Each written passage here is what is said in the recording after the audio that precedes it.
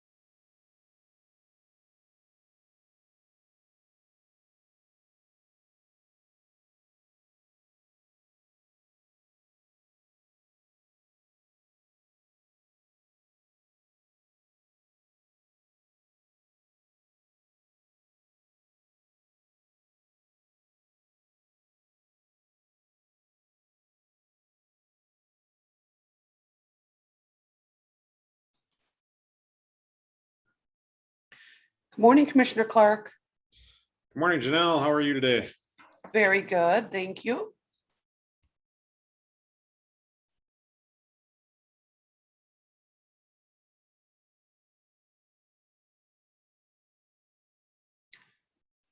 Good morning, Paul. Good morning, Janelle. How are you? Very good. Thank you so much.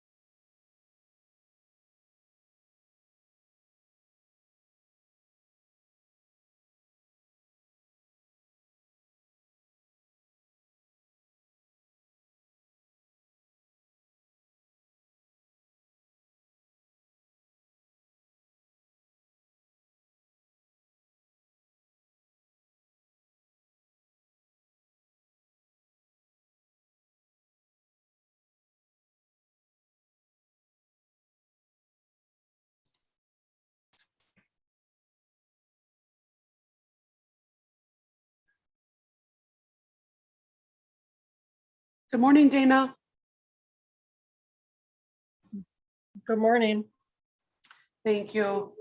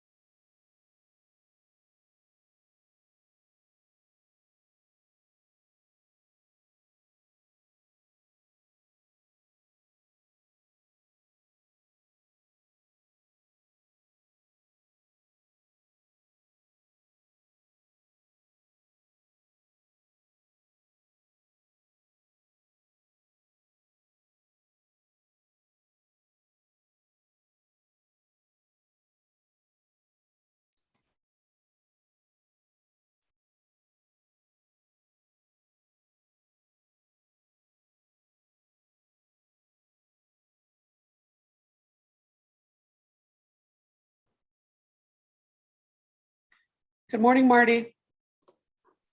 Morning. Thank you. Good morning, Commissioner Bookland. Good morning, Janelle. How are you? I'm good, thank you. Good.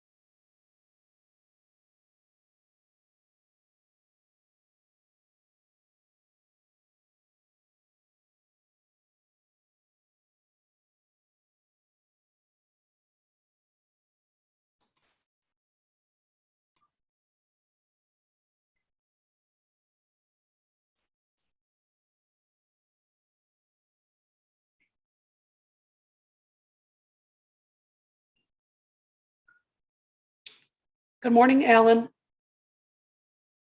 Good morning, Janelle. Thank you.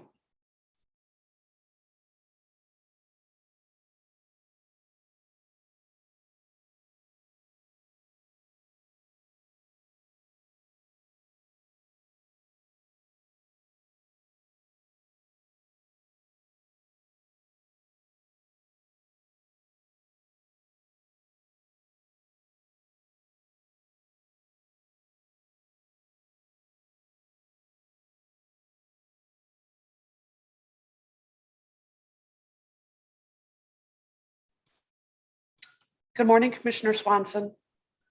Morning, Janelle. Thank you.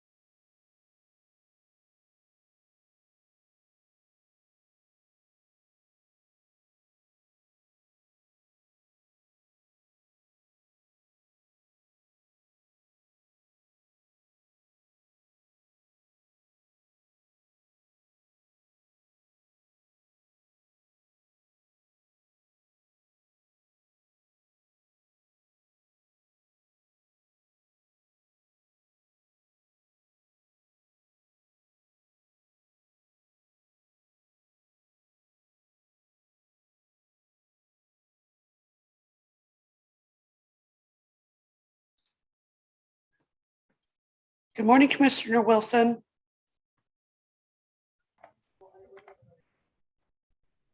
Peace.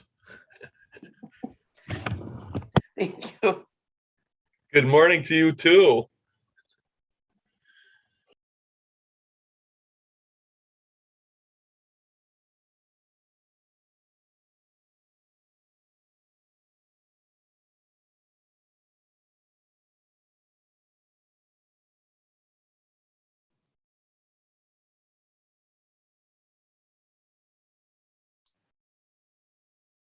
Morning, Janelle.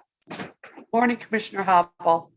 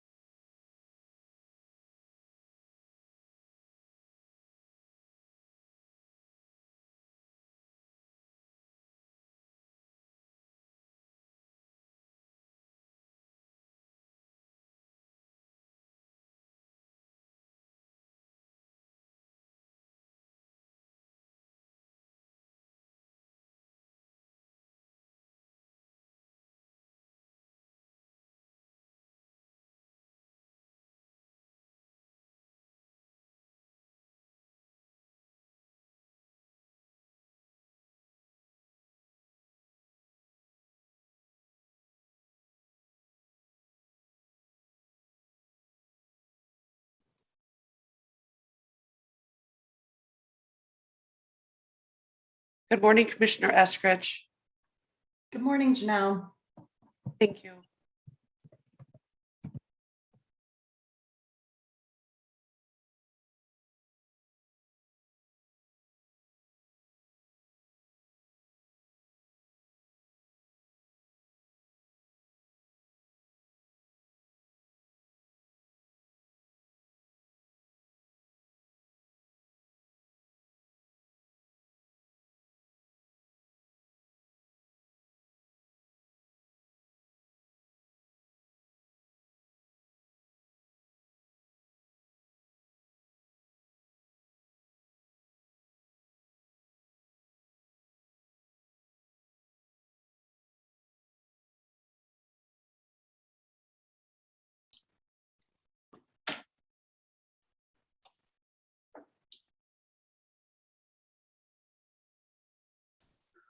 Okay, it's 8 o'clock and we do have a quorum. We're missing a few people. That's what I can see. Well, Grant's on now. Okay. So I'll call the meeting to order. Welcome to any of our guests. Janelle, would you like to go through the virtual meeting guidance, please? Certainly. Good morning, commissioners, members of the public, and staff. To help us have a smooth meeting, I'm going to review just a couple decorum rules for all. Number 1, please ensure your mic is muted unless you are speaking. Number 2, please state your name before speaking. Number 3, in general, please have your cameras on if possible if you are speaking. You may turn your cameras off if you're experiencing technological challenges. And number 4, as a reminder, the public chat has been disabled, but you can still send messages to the host if need be. And the meeting is being recorded and streamed live on YouTube. So let's have a great meeting, everyone, and good morning. Okay, thank you very much, Janelle. Okay, any announcements? Michael? I don't have any announcements. I don't know, Okay. maybe, okay. Okay. Any appearances by the public? I don't see any public attending.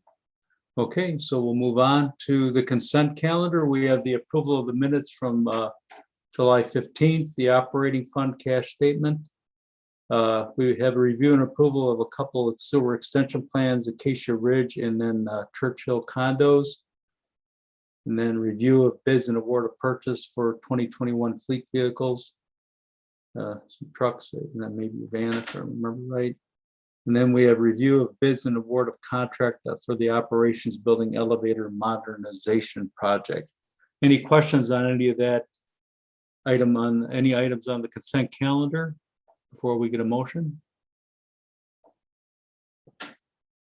Okay, seeing none, does somebody want to make a motion to approve the consent calendar? I'll make that motion, Tom, Commissioner Clark. Okay, we have a motion by Commissioner Clark Wilson, I'll second. and second by Commissioner Wilson. All those in favor say aye. Aye. And any opposed? None, motion carries. Okay. That will move us to the topic section. We have the presentation of the 2020 audit findings. Is that somebody from our auditor doing that? Yes, good morning. This is Dana Burmaster. I'm the budget manager for the district. And I'm here to introduce Shannon Small of Clifton Larson Allen, who will do the presentation. As you know, we do an annual financial audit for many reasons. It's a best practice, but it also helps us identify improvements in processes and internal controls, and provides transparency and insurance to our customers and stakeholders that we're using our funds as intended. So with that, I'm going to let Shannon share her screen and walk through the audit process and findings for the year. And then, of course, we're here to answer questions. Good morning. Thank you for having me. And I had located the share screen button and now I've misplaced it.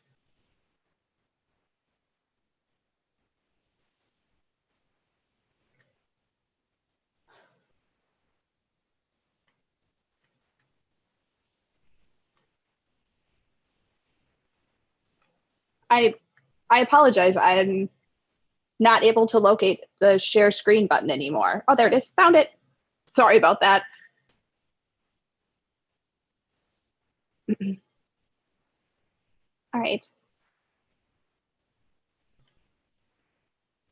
All right. Well, thank you so much for having me, commissioners. I appreciate the opportunity to speak with you on the presentation of the audit results for the 2020 audits. I wanted to just start with a little bit of an overview of the audit process and the purpose of the audit. So a little bit of background of kind of working through the audit. Our purpose of the audit is to do some testing over the financial statements, and it all comes down to an expression of our opinion on the financial statements, that they're free of material misstatements and presented in accordance with generally accepted accounting principles. What that comes down to is that the statements are presented consistently with other entities of a similar style and size and in accordance with the governing standards, rules, and regulations, and that there's no material misstatements in the financial statements. We do consider internal controls in our planning procedures for the audit. We do not issue an opinion over those controls, but we do report any significant deficiencies or material weaknesses that we would note, or any other items that would come to the attention of the board or commission that we think would be of value to consider. There's also required supplementary information in the financial statements, some additional information about your pension and OPEB plans. We do review that in relationship to the financial statements, but don't issue an opinion on that based on the nature of that information. It's a little bit more actuarial in nature. So that's kind of the whole purpose and what we design our procedures to do. As we consider all of those items, we really split our audit into 3 phases. The first is kind of our preliminary fieldwork. That's where we document and test internal controls. That's where we understand the controls in place at the district, any changes in the operations, nature of the district's kind of environment for the year, any external factors that would be driving things that would impact the financial statements. That's really laying the groundwork as we're planning our procedures and moving into our final fieldwork. And final fieldwork is a little bit of a misnomer nowadays with the virtual environment that we work in. Our testing this year for the audit was done in a virtual environment. So your management team worked with us using different technology tools and their hard work to get us all of the information that we needed to complete this audit in a remote environment. But during that kind of heart of our fieldwork or substantive testing, that's where we're testing account balances, sending confirmations, selecting samples of invoices or receipts to be testing. How we design our procedures is based on a risk-based approach, focusing on your largest and most significant account balances and classes of transactions. So those are kind of the things that you're going to be talking about throughout the year. So that's going to be your charges to your different municipalities, your receivables related to those, payroll expenses, and cash balances, accounts payable, and your capital assets are another one of those significant items. So we don't test every item within there. We do sampling based on the different levels of controls and the different profiles of those transactions and balances. During this time frame, we would also be testing any federal or state programs that would be required for testing. You did not have any that were required for testing under the single audit this year. But this is where we would do that testing. Most commonly, this is related to the Clean Water Fund loan programs and testing some compliance requirements with the state of Wisconsin and federal guidance. The final stage is kind of bringing all of those pieces together and reviewing the report that management drafts. We do some assistance with drafting that report from time to time, but ultimately it is management's report, and we work through bringing all of those pieces together for the report. That kind of comes down to the final result that you see in your hands. It's split into about 5 different sections. The start is that management discussion and analysis. That's kind of the executive summary of the financial statements. If you have just a few minutes, that's a great place to start and spend some time. It gives you not only context, but also some key numbers to take away. The next is our opinion. That's really, you'll see that in blue here, because that's really the only piece of the report that is ours is the auditors. The rest is your management's efforts to put that together. You then get into the heart of the financial statements, the numbers, and then the footnotes, which really add some context and background to how those numbers are derived and presented in the statements. The last slide, like I mentioned, is that required supplementary information that gives some additional context to your pension and other post-employment benefits liabilities. All of that kind of comes down to the overall audit. As we kind of move that into your specific audit results, I am pleased to report that we have an unmodified opinion that we're presenting for you this year. This is commonly referred to as a clean opinion, and that's the highest level of assurance we as your auditors can provide you that the statements are free from material misstatement and presented in accordance with generally accepted accounting principles, commonly referred to as GAAP. We do not have any internal control deficiencies to report, no material weaknesses, and no significant deficiencies identified.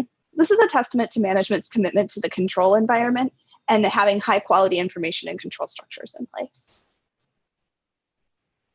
There are other items that we communicate to you through the governance letter or the letter to you as commissioners. I'm happy to report we also have no material audit entries and no uncorrected misstatements. What this kind of represents to you is the information you're receiving throughout the year is consistent with the information that's being presented to your external stakeholders through these financial statements. We also have in that governance communication a few communications about context around the reports for this year in particular. Any specific accounting policies, where you can find those key accounting policies in your financial statements, and then other key estimates, which is the other post-employment benefits, the pension plan, and depreciation. These are items that are presented on the financial statement based on a series of assumptions, and just pointing out that those assumptions could change in the future and change those numbers.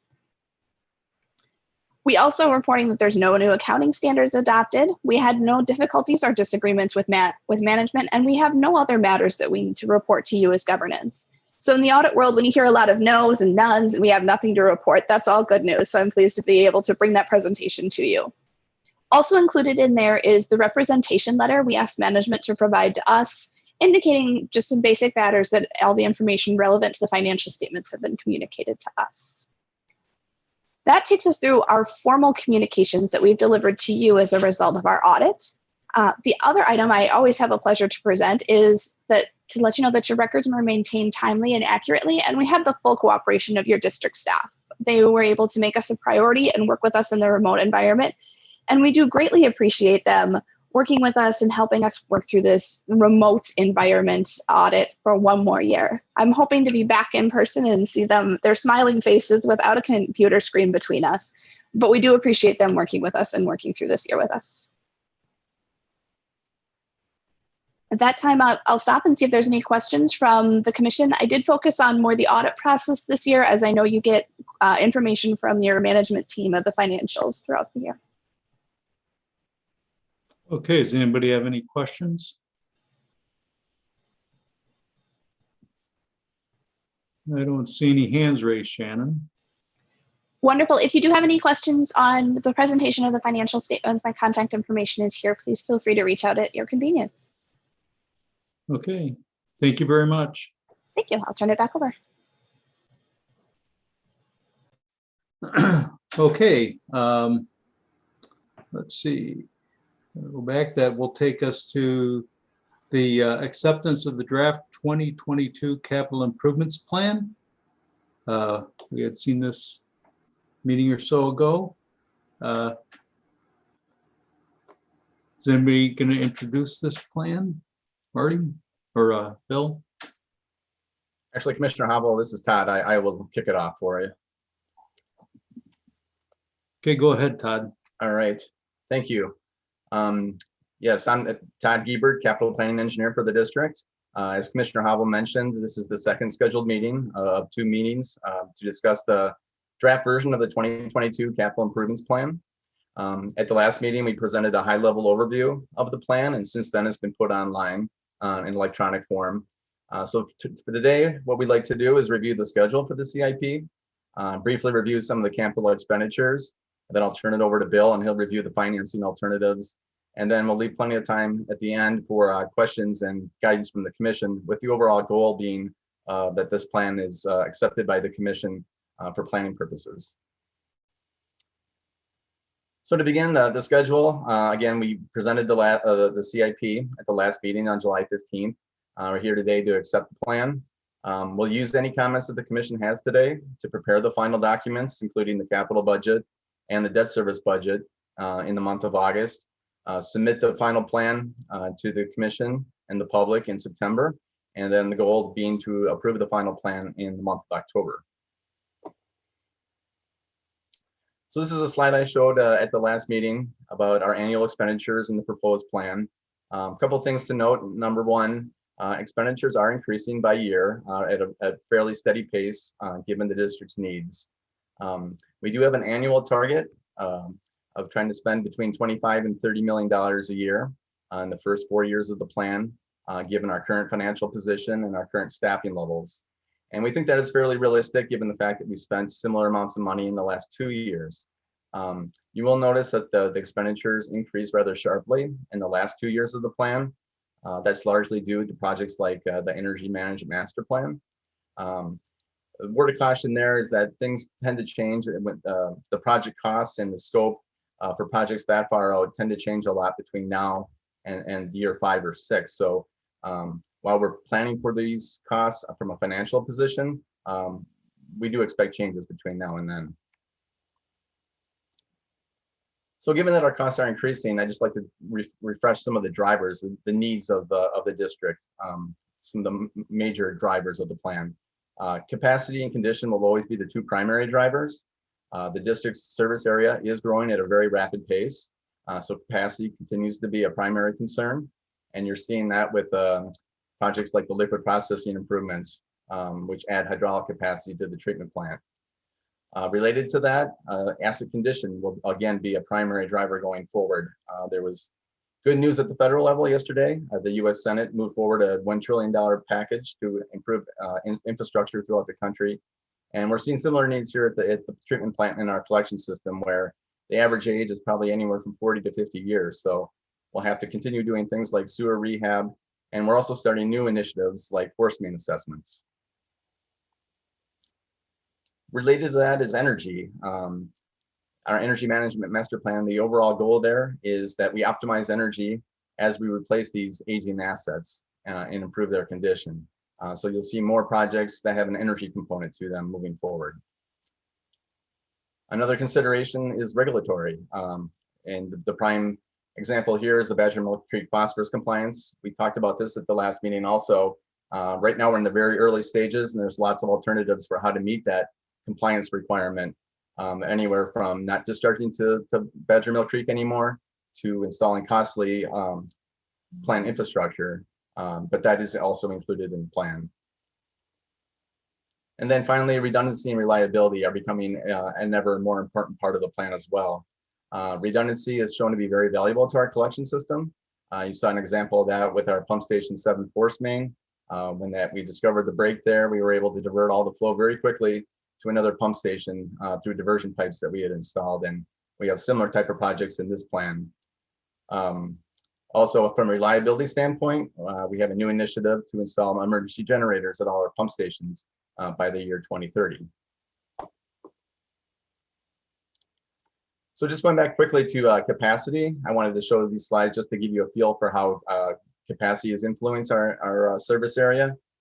We work very closely with CARPC on a regular basis to get their latest population projections and flow projections.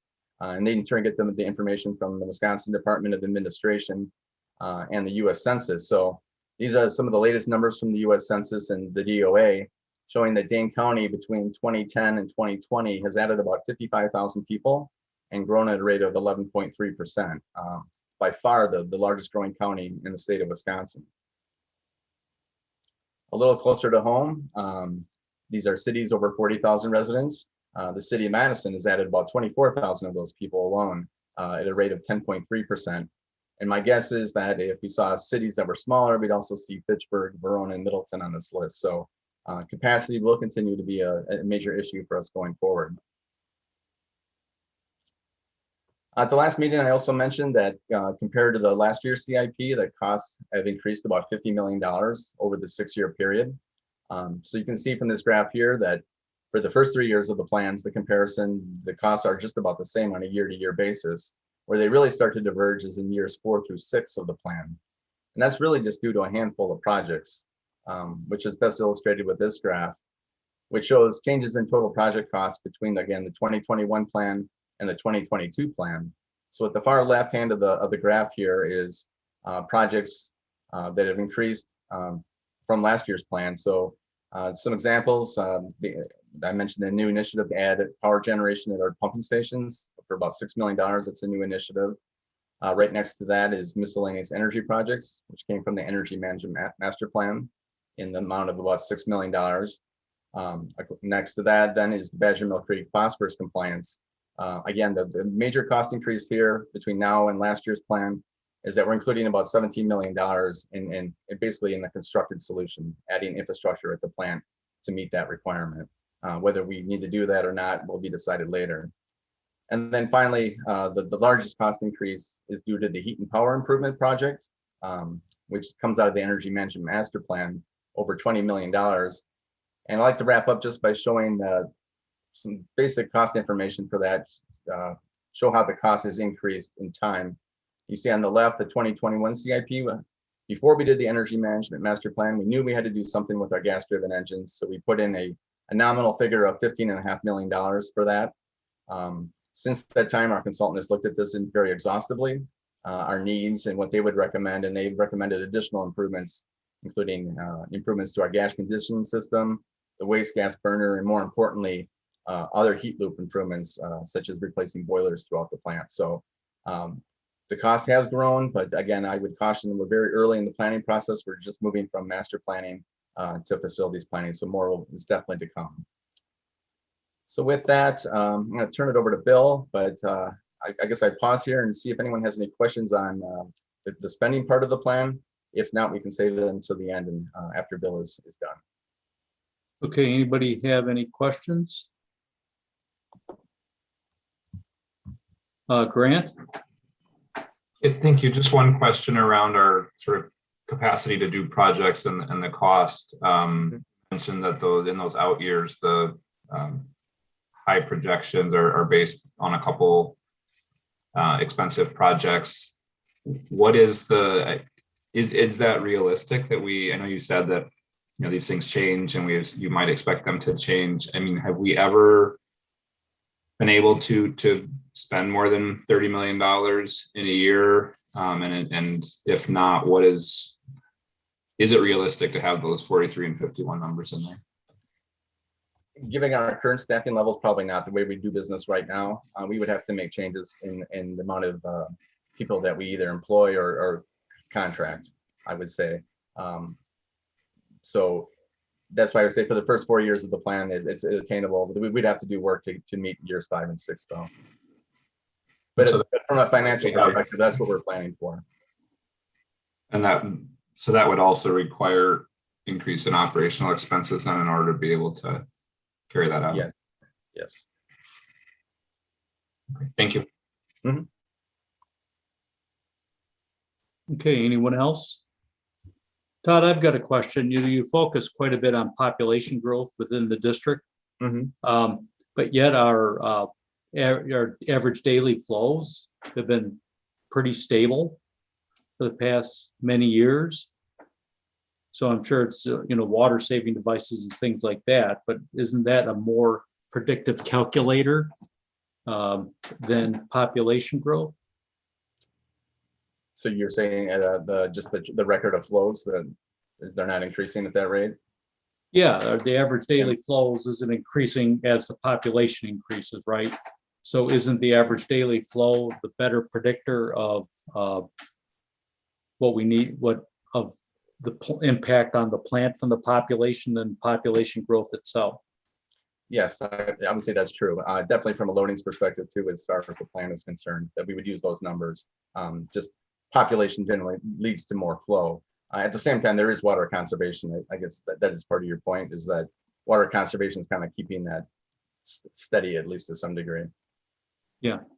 The other consideration there is that as we add more territory and more population, we are also opening up more areas to inflow and infiltration. It's just a reality.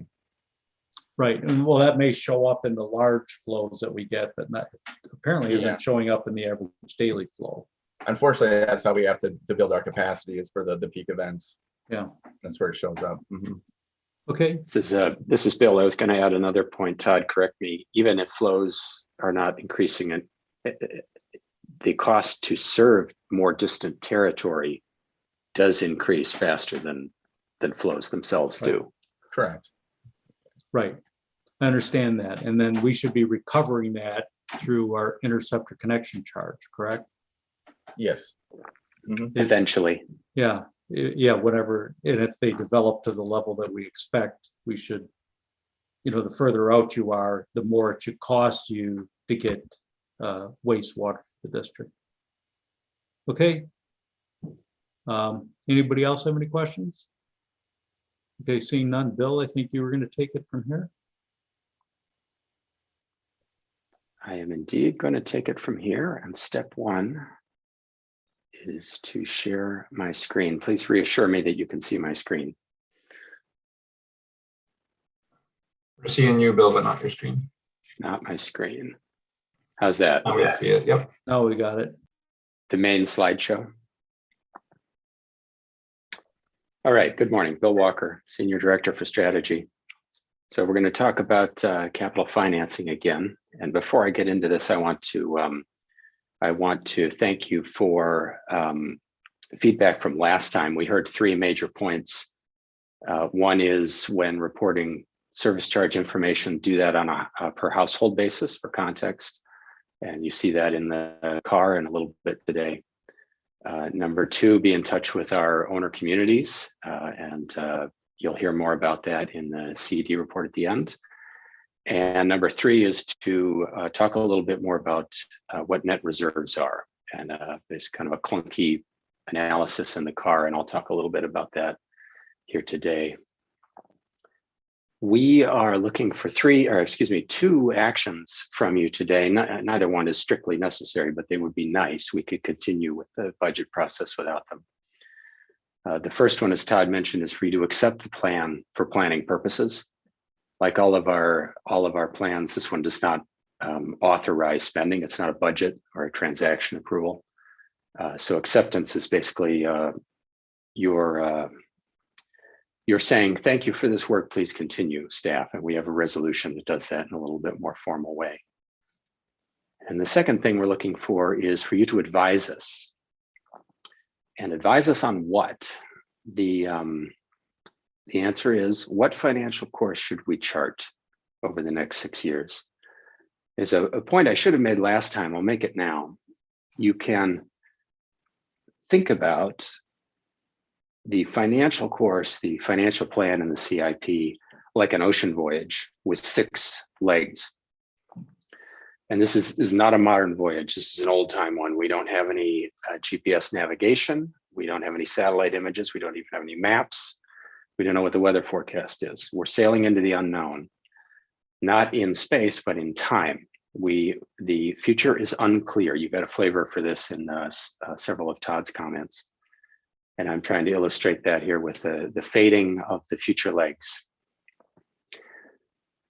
Even though we're not sure what's going to happen, we can't see what big rocks are out there. We're not sure we're going to get blown off course. We still need to set some course. And in particular, we need to set a course for the very first leg. That's 2022. I'm illustrating that with the solidness of that first line. Now, in setting that first course, the 2022 budget, we want to take account of what we expect and hope for the later legs of the course. We want to position ourselves as best we can to achieve our goals in future years. The other thing that's illustrated here is that we adjust course every single year. We have a new CIP every year. We learn a little bit more about the future. We can adjust our plans a little bit. We're not locking ourselves into this particular course. We're trying to set it up with what we know right now so that we are well positioned. Now, we as staff have put together a course for the next years. I've taken out the breaks and the jerks because they're just clutter, but I did keep the fading because that's still important.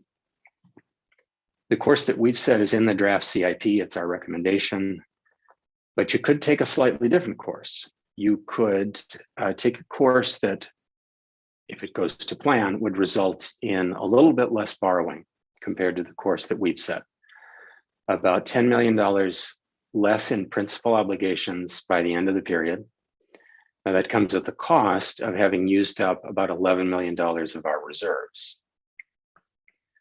There's another course you could set. This one would result in a delay in when we have to collect service charges. It would also result in some higher borrowing. Now, this delay point is important. I don't think I emphasized it enough last time. As Todd made clear, the spending requirements are set as best we can.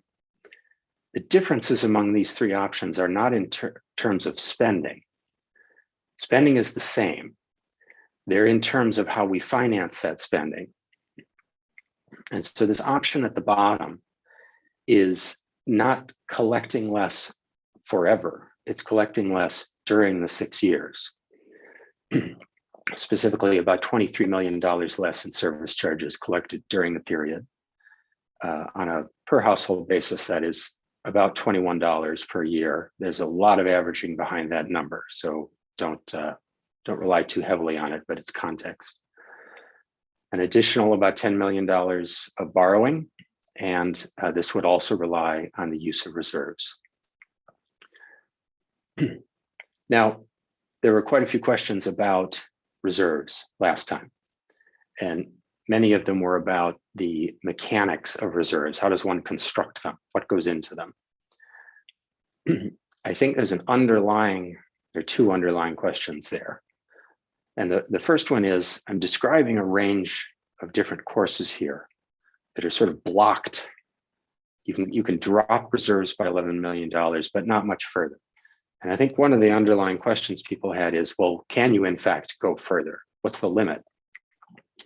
And you could a little bit, and I talk about this in the car. You could, and this is where we're estimating it becomes an art. There's not a hard number here, but you could go perhaps $2 to $4 million further.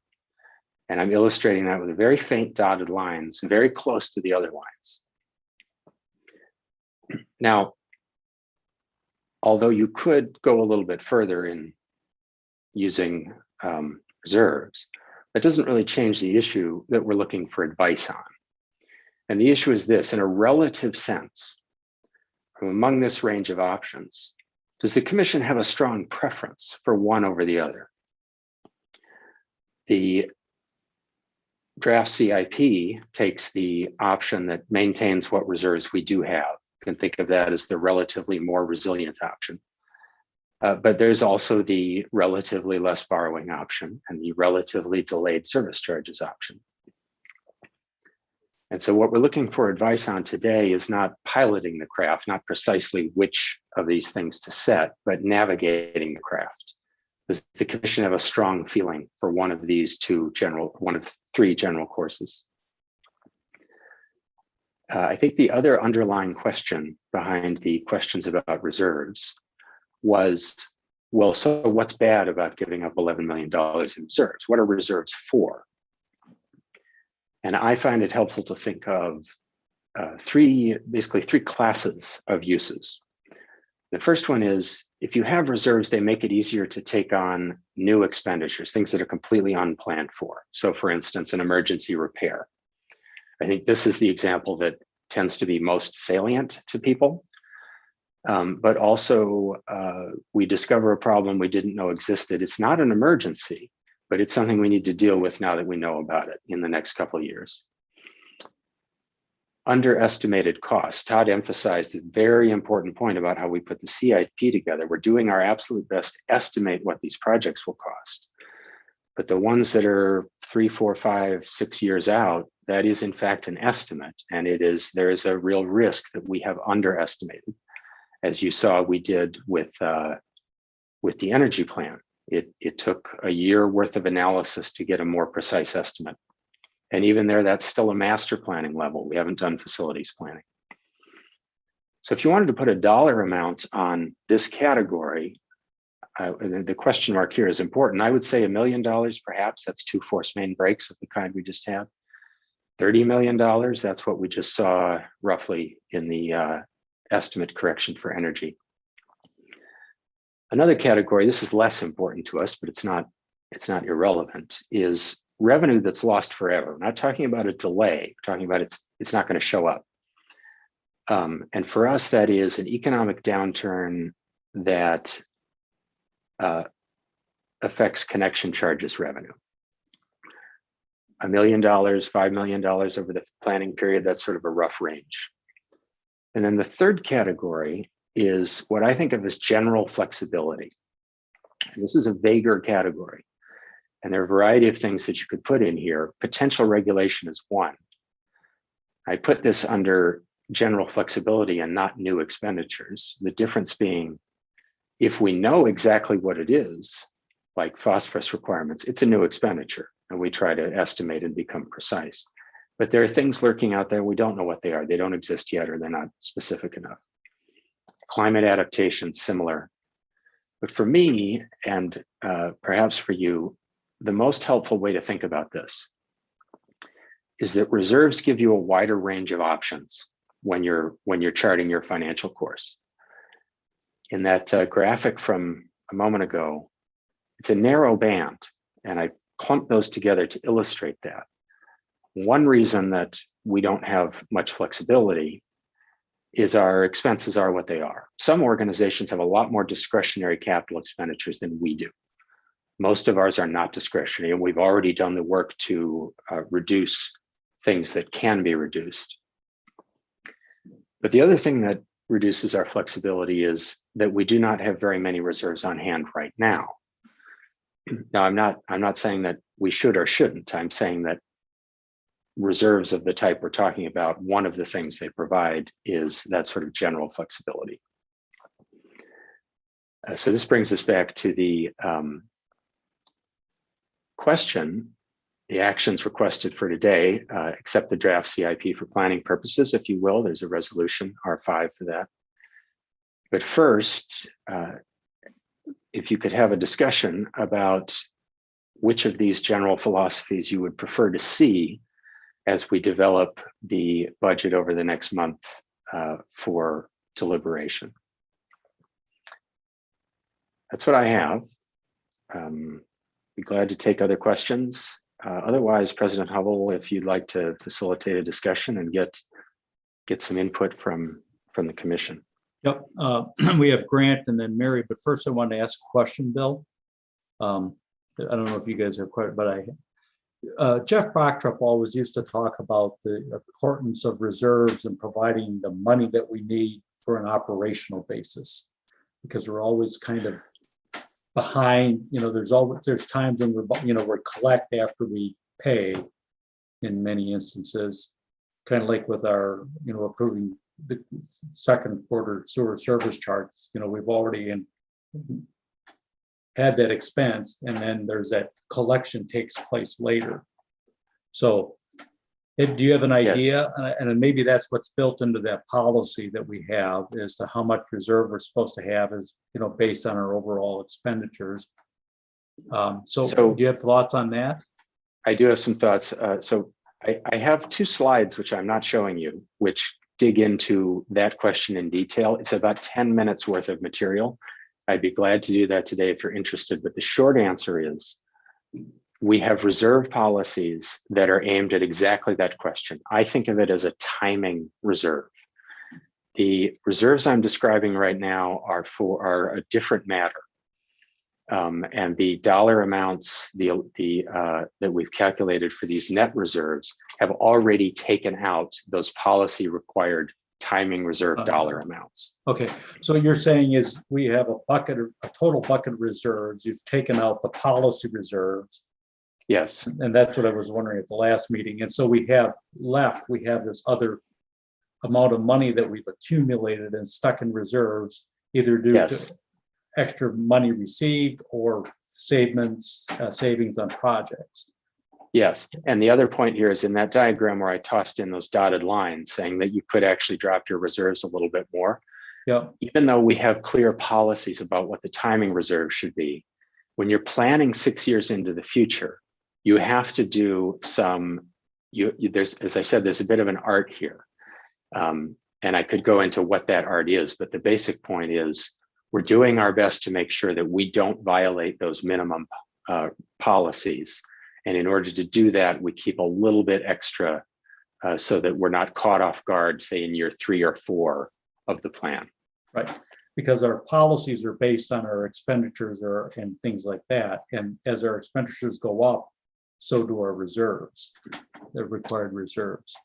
Yes, that is part of the answer. There's more, but that's an important part of it. Okay, thank you. That's helpful. Grant and then Mary. Thank you. And thanks, Bill. I think I'm still struggling a little bit with these alternatives that are presented because they're combining some really different questions. So one is the question of what should our reserves be? And the other is this trade-off between delayed service charges and borrowing. And so those we've combined those things into kind of three alternatives. And you're saying, you know, which directionally, where does the commission want us to head? For me, it would be really, really helpful to have a better understanding and be able to make a decision first about the appropriate amount of reserves. Because to ask me, do you want to borrow more or borrow less? And the consequence of that will be a higher or lower reserve amount. The only way I could answer that question is, well, what should our reserve amount be? And I still am not really understanding that. I understand that we've got like the true reserve, and then this is like on top of the reserve. And I mean, reserves are great for all the reasons that were laid out, right? They give us that resiliency. We don't put ourselves in a bad spot, but there's a cost, right? For all the money that's sitting in a pile somewhere, we're paying interest for other money so that we don't touch that money. So there's a cost of higher reserve. And so I don't feel right now in a good position to be able to evaluate the value of a higher reserve to protect us from all these unforeseen things, and the cost of holding that reserve in the form of interest, essentially. And I don't have a clear understanding of the history of our reserves. You know, what's the maximum amount we've ever spent? We ever dipped into there? How much have we been sitting on over the last 20 years, 30 years? What is, I mean, we can imagine scenarios where everything collapses at once and we want to have the maximum amount in reserves to protect against that. But that's going to come at a cost. So to me, that's where I'm really stuck here, because if we answered that question, if we said, okay, we think the appropriate level of reserve is X based on our risk tolerance, based on our understanding of what could possibly happen, and we're willing to pay this amount to hold that money on hand, then the only question left is, do we want to delay? What do we want to do with service charges? And do we want to borrow more to bring service charges down in the near term or not? So that in my mind, that's the sequencing of how I would be able to best give this direction. All I can do is apologize, because that's at least an hour worth of work, and I cannot do that today. And the other thing I need to apologize for is you are in effect asking me to answer the question that I'm posing to you, because I don't think that is a technical question. It's a policy question, and which is why I pose it as a trade-off like that. It is fundamentally a trade-off. In terms to clarify, of, I'm not asking you to answer the question. I'm saying good. That's a relief. I don't feel like we're actually being asked that question, to be honest with you. I feel like we're saying, here's what we're recommending. You could also lower the reserves by 10 million on its own, yes. You borrow less, or you could lower it by 10 million and we could drop service charges and you have to borrow more. Those are what's presented. So I don't feel like I'm being asked what's the appropriate amount of reserve we should have, and here's all the information that we can share with you to make that policy decision. You are absolutely correct. I am not asking you your advice on the appropriate level of policy reserve. And the main reason is, at this moment, as we construct the CIP, we don't have any options other than ones I've described. But the reason I keep promising a study session on this is, in a longer term basis, the question you're asking is exactly the right one. What would the commission, what would the district like to set as a target for overall reserves? At the moment, we cannot go higher than what we have right now, unless you would like to dramatically increase service charges. I guess I just assumed that was not something that would be interesting. But what we can do is slightly tweak from the point where we are right now. And your question and the related questions about debt and intergenerational equity, they all fit together, and it's a very important question. And basically, the reason I've kept this simple today is that we want to do your questions justice and have actually done our homework and come back with something that is well packaged so that we can facilitate a discussion that is of the kind you're describing. That sounds great. So with the information we've got today, I would say personally, I'm not interested in delaying service charges and borrowing more. So I think that would be a bad choice. And so just this question of the staff recommendation versus less borrowing and dropping our reserves at this point, without knowing any more about that appropriate level of reserves, I would support the staff recommendation. Okay, Mary? Yeah, thanks. So I recall a year or so ago as part of the commission being persuaded to make some sort of course changes in order to do more cash spending and less borrowing. And now it seems that we're asked to choose between less borrowing and resilience. And correct me if I'm wrong, but I think the thing that has changed between now and then is that you're simply projecting higher expenditures than last year. Is that the reason that this is changing sort of at a higher level? That's my main question. I'm just trying to get my head around the shift from last year to now. That's a very good question. The discussion last time was we were starting to go back to sort of course correction metaphor. We were starting from a position of lower anticipated expenditures than we have right now, as you said, and more of a sense of concern among the commission and staff that we just habitually borrow too much. So yes, our course correction at that time was, what can we do to start borrowing a little bit less? And in fact, that element of the course continues in this plan. We are continuing sort of that trend of, well, I need to rephrase this, not borrowing less total, but covering more of our costs with cash transferred from the operating fund. So we haven't stopped that trend.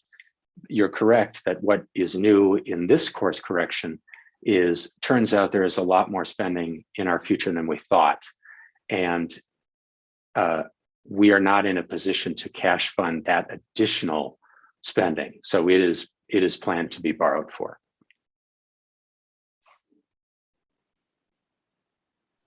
Thanks. Okay, anything else, Mary? Bill, I've got a question. So beyond the required reserves that we are, the reserves that we're required to have by our policies, how much extra do we have, or do you anticipate us having that full $10 to $11 million that you talked about with limiting borrowing, delaying service charges? Do we have that in hand today, or is that just what you anticipate over the course of the 6 years? Good question. So it is that dollar amount is the lowest amount of reserves over the 6-year period, because the discussion I'm trying to steer you towards is the overall course. So the amount of reserves available in any given year will change. That's the nature of these sort of lumpy spending, lumpy revenue funds. But in terms of the ability to get through the entire 6 years as planned, it's the lowest year that's the real limiting factor, and that is about $12 million. Did I answer that question? Yeah, I think so. So it's not money that we have in hand, it's money that we anticipate to have in hand. But if we have something bad go wrong in one of your scenarios that you provided, those 3 scenarios that may eat into that, we may never get to that point unless you've taken into consideration that worst case scenario. Yes, so I should add a comment here. I dropped this from my script earlier. Those 3 different courses are all viable. We could make all of them work. It really is a matter of sort of preference, because we have the other reserve policies that you've mentioned. We have the ability to increase service charges in a subsequent year if we need to. So, if there is some sort of disaster, what a higher reserve gets you is the ability to bring on unexpected things in a little bit more graceful way. And I know I'm just prompting Commissioner Foster to want a deeper discussion of this, which we will do in a study session. Okay, thanks. Sarah? Mary, did you have any more questions? No, okay, Sarah and then Ken. Thanks for this, Bill, and thanks for your good questions, Grant. I agree and appreciate the points that you were bringing up. I would just say on the advise, I agree that the resilience course makes the most sense to me right now. The other factor that I'm interested in moving forward, and it's obviously far too soon to know this, but Todd alluded to more federal, potentially federal money for infrastructure. So I know we're thinking about our sources of funding as a clean water fund, borrowing, or cash. And so just as we have more information, it'll be helpful to know if there are other sources of funding that we could build into our plan moving forward. Indeed.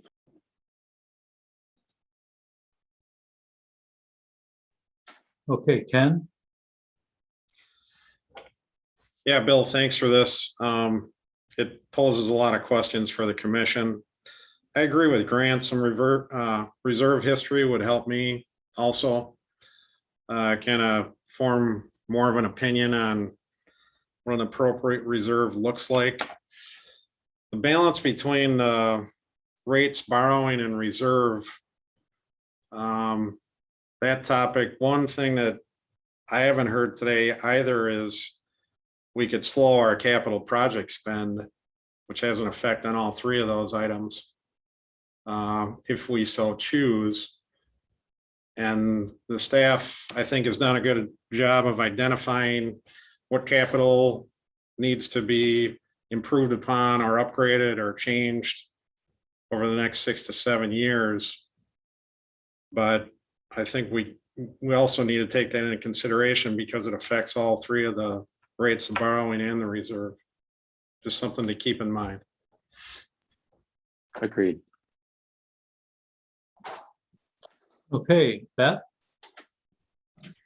I thank you. I think this is an excellent discussion, and I also want to just chime in with what Ken said about taking a second look at our capital improvement expenditures, because I think that's kind of at the core of what we're talking about, and just going back over that to see if there's anything that we could change, reduce, or put off. And then I think Sarah brought up a good point about the infrastructure bill, and to see if there's going to be money available from that too, because that might help.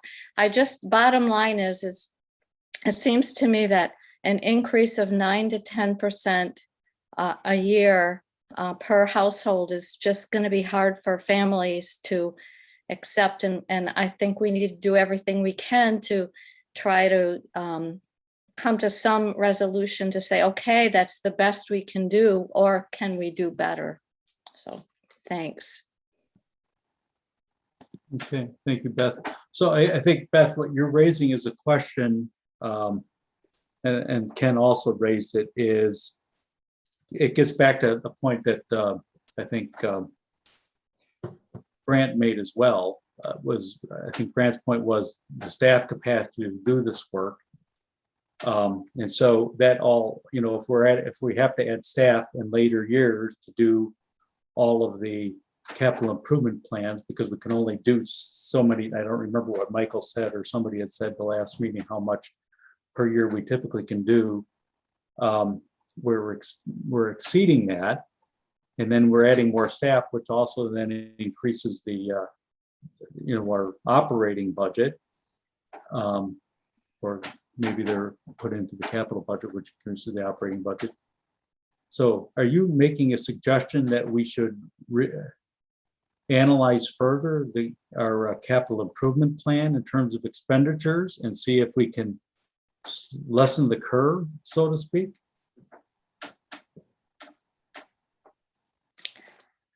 Yeah, I think it would be worth the effort to do that, or at least take a second look at it. That's my thought on it. I'll make two comments here. One is sort of by way of reassurance. You're correct. We do that effort. I think, so there's two things. One, do it better and share what we've done and what we found.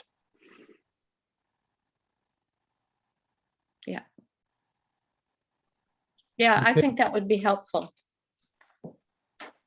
Okay, does anybody else, any other commission member want to weigh in? There's a few that we've not heard from. Brad? Sure. I'll just chime in and say that after reviewing the draft CIP and listening to the presentations, I think it does make some sense to try to increase our level of reserves over the 6-year period, since we're anticipating a significant increase, doubling in the level of capital expenditures over the period. And recognizing that this is it's a 6-year capital improvement program or 5-year capital improvement program. And we don't know a lot about what really is going to happen as we get further away from 2022. And recognizing that we're going to be reviewing this every year. We'll learn more when we have the discussions that Bill had suggested that we should have in response to Grant's comments, which I think were good ones. So to me, it does make some sense to support the staff recommendation based on what we know now. So I'm okay with the draft as it's been presented. Okay, thanks, Brad. Tom? I think that, I think this has been a really good discussion, and we seem to be headed. I'm with Brad. We've got to build in that resiliency. I think that's important. But you know, the couple things that are still out there is, you know, what should that amount of resiliency be?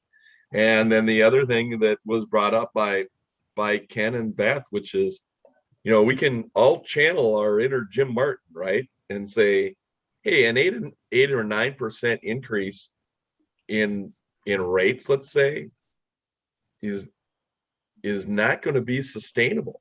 We're in the town of Westport, for instance, you know, if we're talking about rate, and it seems simple, raising our rate by what an MMSD rate might go up by $20, and even annually $20, we get pushback. So, and it's easy right now because we just say, well, you know, that's what the MMSD average is going up for everybody. So we're just doing that. I mean, it's easy, but at some point it's not going to be. And people aren't calling for their rate increases. They're not calling Michael, they're not calling Bill, and they're not even calling the utility managers. Yeah, they're calling like the directors. So just something to keep in mind, you know, for a plan. This is really I think a fine plan. There's just some things that for moving forward, it's just some things we need to work on as we're working on our budget that we got to think about. And that those are the things that I would just say. But I think you're hearing a lot of the same from all the commissioners, and that's good. And thank you. Okay, thanks, Tom. I think, Bill, what I'm hearing is that there's agreement to continue with the resilient course that you've laid out, but I'm also hearing that there's some concern over the overall spending that's at the end of the plan. And that I think as things go further down the road, the commission is going to want to take a little harder look at that to make sure that we can, using the COVID thing, flatten the curve, so to speak, in terms of our expenditures. Because I think the commission is concerned about overall sustainable rates. So this is just a CIP. And then when you add in the operating, it could be another whammy. So am I representing that? Everybody think I'm representing that correct? Tom, thumbs up. Okay, so I think that takes us back to the resolution. What's the commission's pleasure? Right? Do you want to approve the resolution knowing that what the commission discussion has said is that we're going to want, even though we're accepting the plan, we're accepting it with this idea that we need to do a little further work or some further work will need to be done on that to help flatten the curve in the expenditures, or and that we accept the resilience. Could I interject with a clarifying question? The discussion about looking at spending, I understood to be for future years, not for the next month.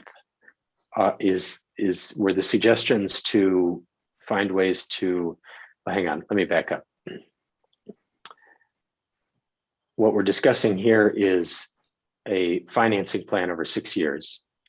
The actual spending amounts for 2022, capital spending amounts, are much clearer.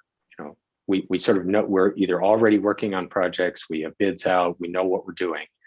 So reductions for 2022 itself are not going to help much, which to me says that the concern about look for ways to limit spending is an instruction to think about 23 and beyond. Is that the way commissioners were thinking about it? Yes, I think so. I think it was particularly the end of the last few years when the curve rose significantly. Do people Grant, you have your hand up? You want to weigh in, and Mary? Yeah, I mean, my goal would be to look at that longer time frame in the SIP, but also I just wanted to clarify, at least from my perspective, it's not clear to me that the primary directive should be limit spending. I definitely hear from some of my fellow commissioners about the concerns around what does a 9% increase per year mean, but I think as important is understanding what's driving that and understanding the choices that are behind those things. So if, for example, I know we've heard, in the past, Bill, you've made the point, we could reduce that increase in service charges by continuing to defer, big projects, and that's a policy question itself. And so I think the interest is to have a deeper understanding of what's driving the long-term SIP, and to either be able to very clearly understand and explain to our owner communities what's driving that, and or find opportunities to shift things around and bring things down so that the overall projected expenses are lower. But at least personally, I think the ask that I'm hearing or that I have is, let's take a deeper dive into that. But yeah, not in regards to 2022 planned expenditures, but in that longer term. So. Okay, Mary. Yeah, I think that the spending concern primarily for me, and what I'm hearing from others, is like the last 2 years of this plan. And I know that we're saying that we're going to be looking at this every year. So maybe we shouldn't worry so much about what's planned that far ahead. And it's definitely subject to change. And at the same time, I'm uncomfortable with just simply approving the plan as it is without some mention somewhere of that idea that those future spending amounts, that they could be reconsidered or looked at more closely. Does that make sense? to people. That's we could add that into the resolution. something like that. Yes. That, I mean, at least some acknowledgement that we are concerned about the way the spending is going up, especially the last couple of years. Something to acknowledge that, part of this discussion. Yeah, okay. We could have added something. I don't know if we want to work on the wording now or can you bring up your calendar again, Bill, the timing? I'll have to shift back to Todd for that. I'm going to stop Oh, sharing yeah, my okay. screen. While we're figuring that out, I think you have two options in terms of reflecting this stuff. The easier one is to just recognize that you're accepting the plan. There's nothing particularly binding about it, and have this conversation serve as what you've just said. The other is for us to prepare a sentence or two that tries to capture the please look at spending more closely concern, and then bring the resolution back on the consent calendar for next week. I think your option number 2, that bring it back for the consent calendar with something added in the now therefore be it resolved clause, or something that the commission accepts, provided that the last few years of the plan are further examined. Okay, does that make sense? Okay, Tom, you got your hand up?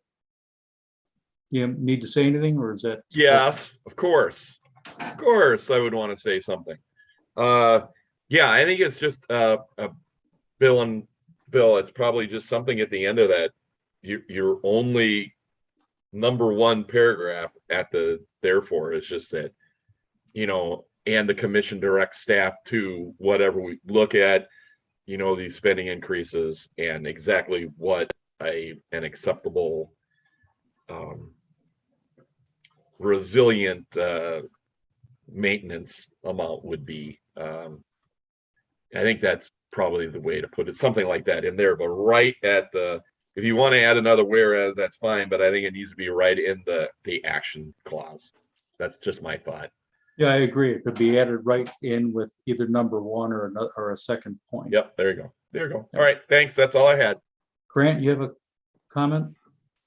Yeah, it also might be helpful to have just sketched out kind of a timeline of some of these bigger questions and conversations and when they might happen, whether that's in the next few months or a year from now. It seems notable that probably some of the big drivers in the SIP are related to the energy master plan that we just got a sort of first peek at and have not really weighed in on and made decisions on. So obviously that's a major driver in some of these questions. And so just the whole issue of sequencing, and I think I understand where you're coming from, is we're moving and there's a hand on the tiller, so we need to know directionally, where are we going? But I think just maybe getting a higher level view of, here's when we expect to present to you and have that deep dive in the question of the energy master plan. Here's where we're going to do that around this question of reserves. Like, what are those kind of big chunks that would maybe get the commission to the point where we can with confidence say, yeah, this SIP represents,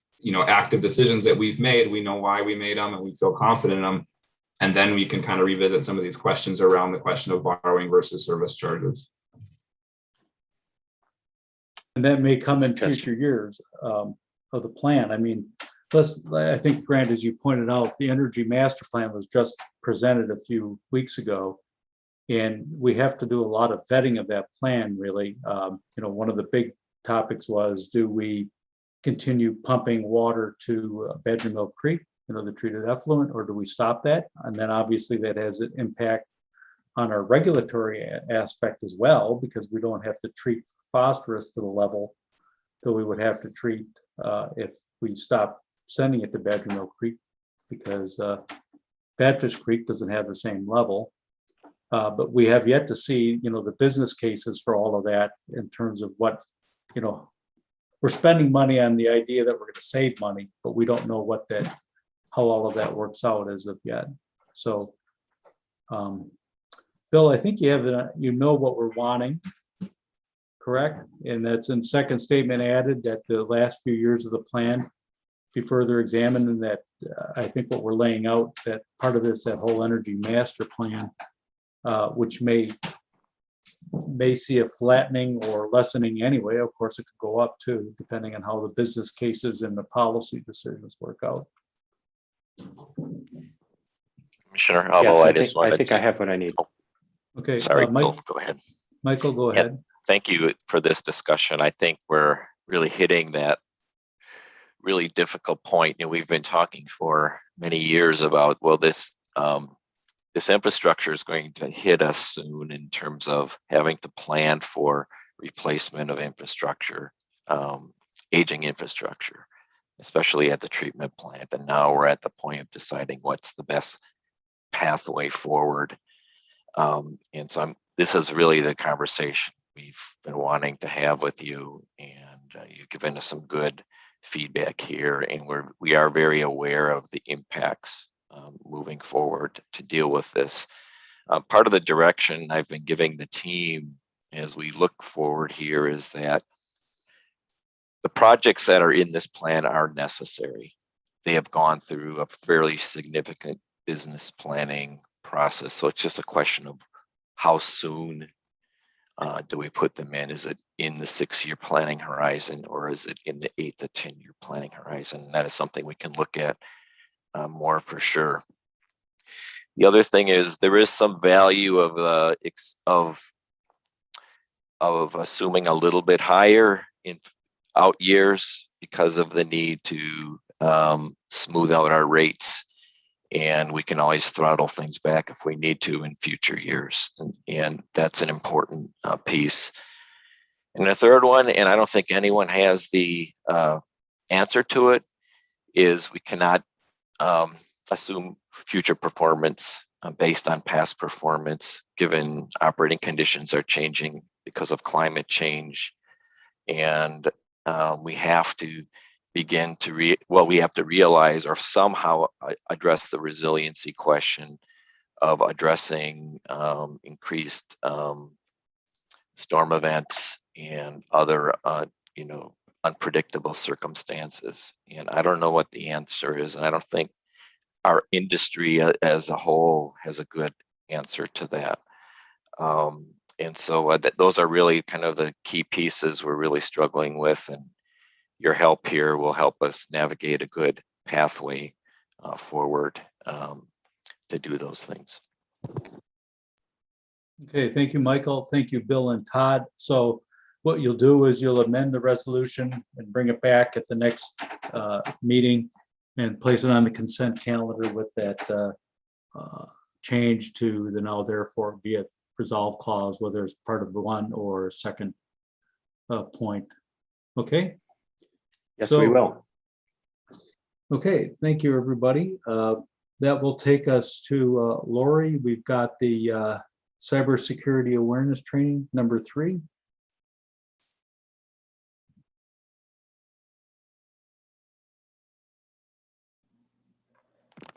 Good morning.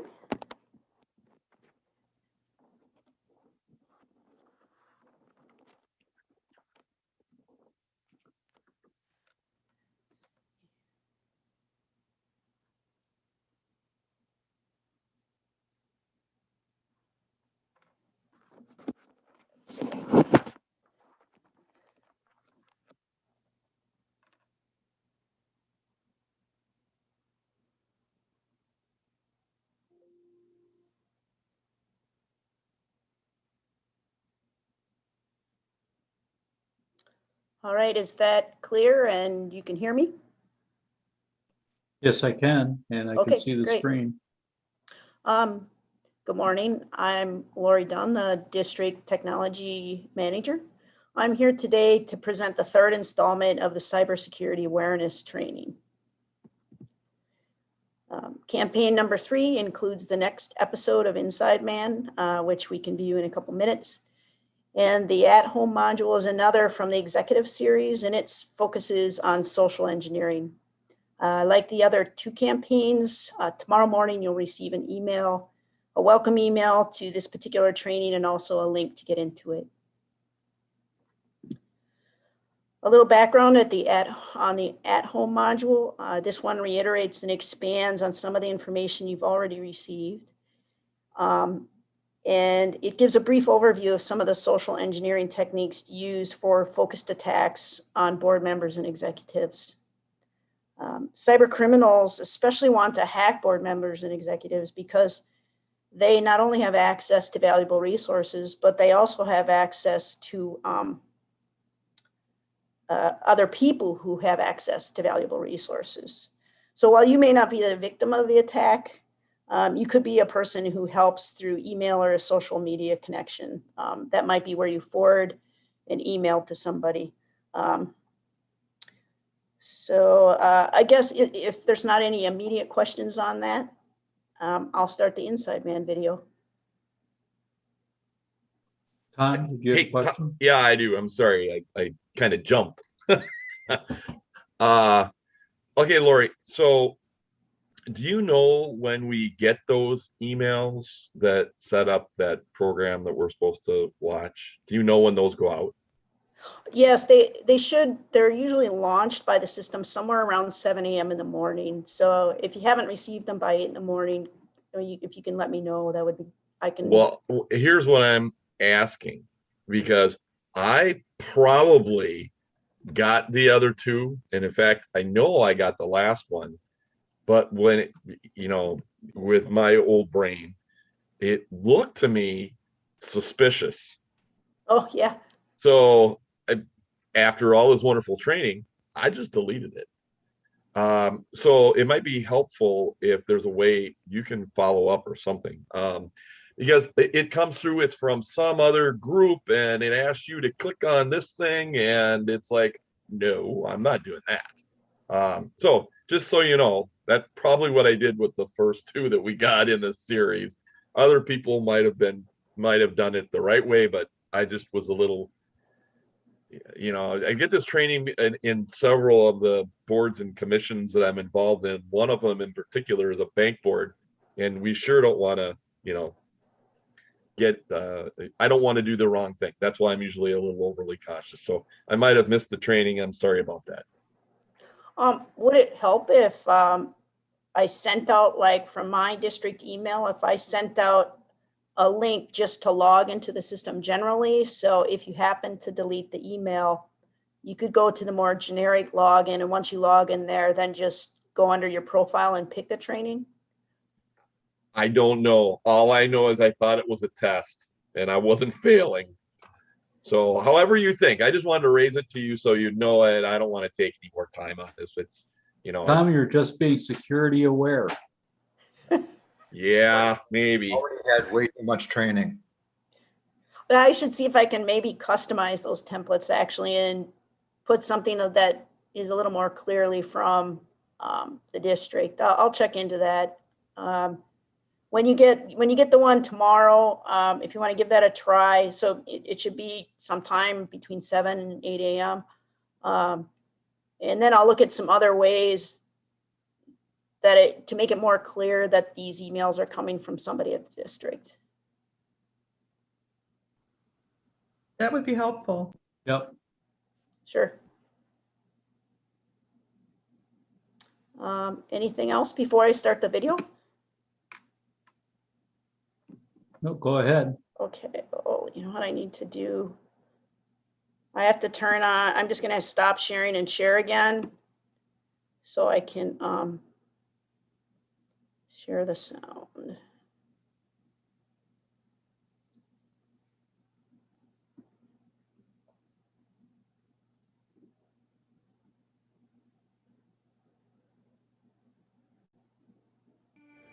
Look, I know you think this is new for me, but I know what I'm doing. Listen, I've been through everything on the network I can get to. I mean everything, and I can't find anything. My only guess is they've got everything on the merger on a third-party virtual data room. Ed's a lot smarter than I thought. Well, then find a target who's on that side of the wall. I will. It's just tricky because I'm having to do Mark Shepard's actual job at the same time as... You're breaking my heart. I don't care how you do it. Just get it done. Okay, fine. Fantastic.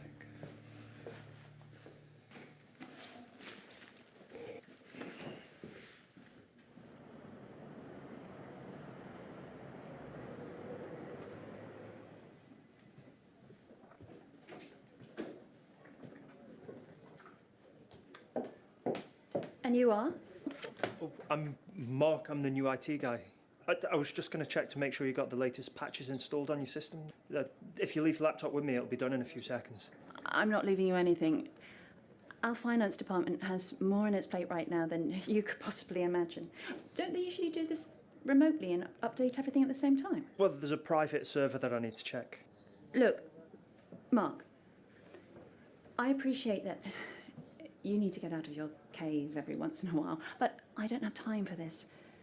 Our IT budget is ridiculous, and if you want those funds to keep flowing, then you need to let me do my job.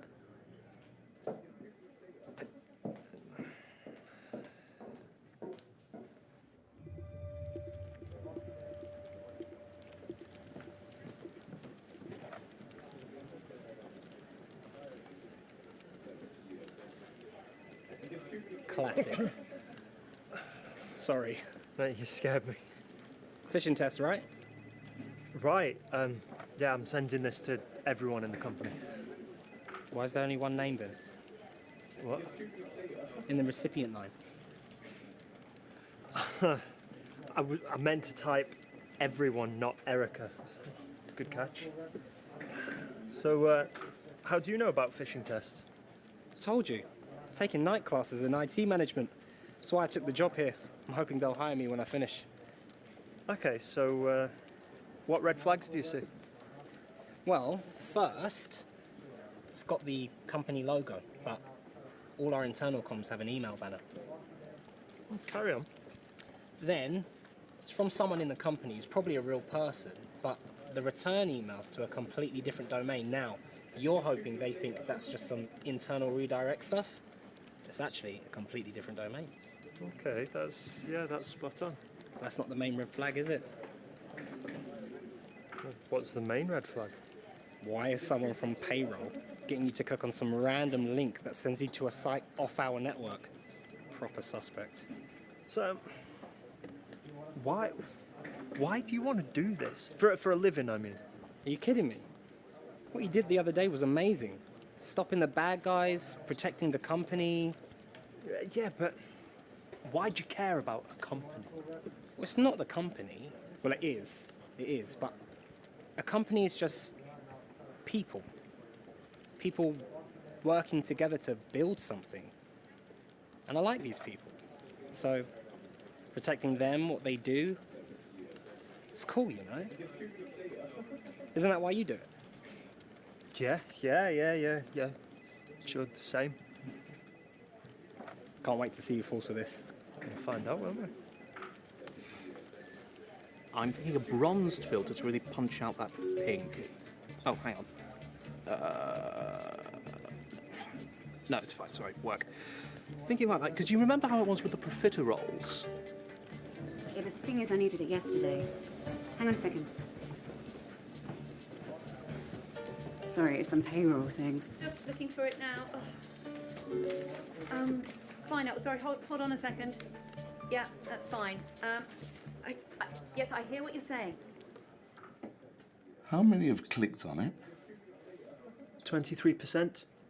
I owe AJ a fiver. I had under 10. Well then, I guess some more time on the anti-phishing training is needed. I'll put something mandatory on everyone's schedule for next week. Find a video to send out. Does anybody actually watch those videos? I love those videos, especially when there's a quiz. Welcome to Module 4, Phishing. Right, sorry.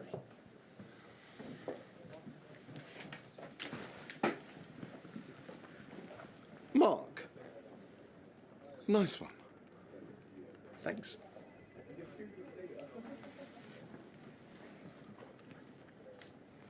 He really is on top of things. Yeah, he knows his stuff. It's a good thing he's on our side.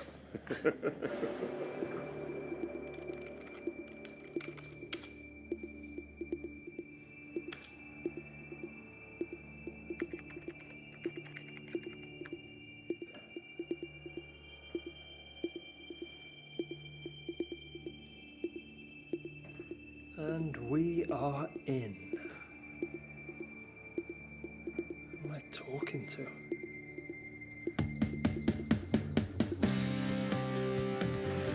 Remember, be on the lookout for social engineering red flags.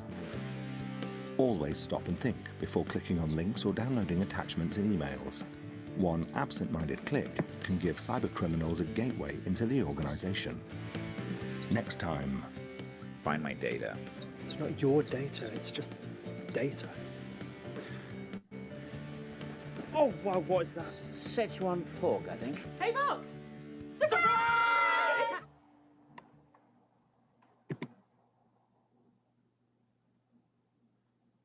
Okay, any questions? All right, thank you. Thank you, Lori. Okay, that takes us to the Chief Engineer and Director's report. Michael? Thank you, President Hubble. I have 4 things for you this morning. We had a severe storm last night, and we heard it in the O&M briefing this morning that we fared well. We didn't have any major issues. And last night, I know we were preparing and ready for what we could be confronted with, and I'm pleased to say that that didn't come forward. Item number 2, I wanted to make a clarification on the budget hearing. At the last meeting, I indicated that the budget hearing would occur on October 14th, the same day as the Commission's first in-person meeting. I was mistaken about that the budget public hearing will occur on September 30th, which is the meeting before the in-person meeting, which is currently scheduled to be a virtual meeting.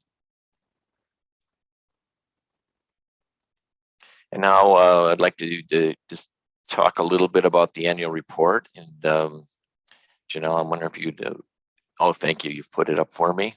Thank you. As required by the Wisconsin statutes, I filed the district's 2020 annual report on your behalf, on the Commission's behalf in June.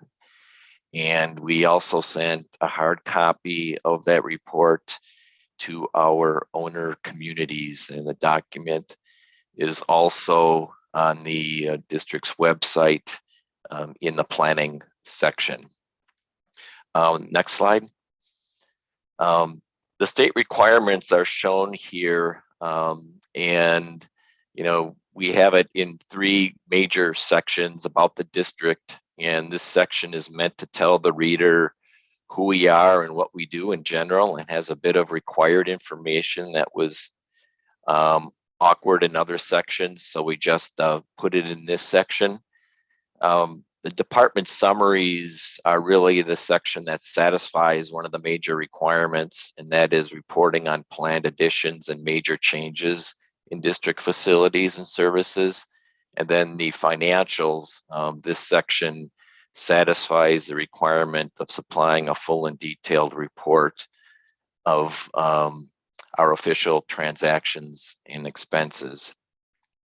In the past couple of years, at the staff level, we've adopted a consistent format that is easy to replicate from year to year, that focuses on requirements. And this has reduced the level of effort significantly, and for us to provide, meet the requirements for this reporting. Some commissioners may recall that in the past, we used to provide an executive summary to our required stakeholders, but we stopped doing that when we did a survey of our owners, and we learned that they were not reading the report. So in light of these findings and in consideration of the workload to put that report together, we stopped doing an executive summary a couple years ago.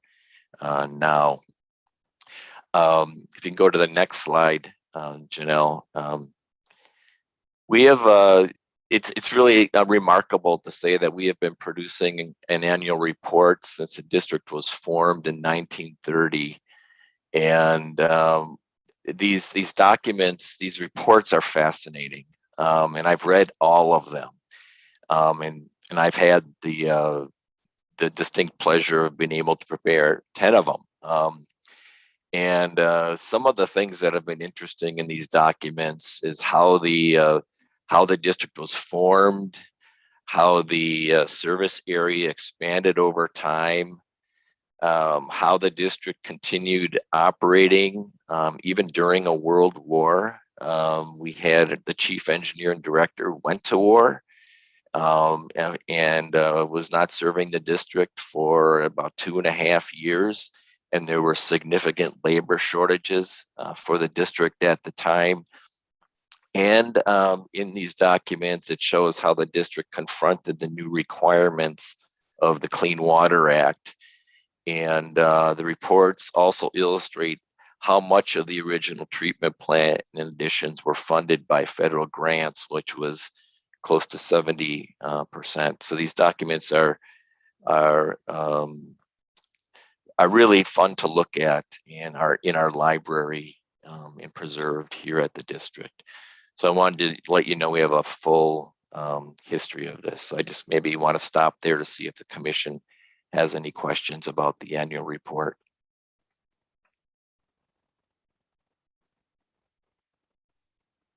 I don't see any.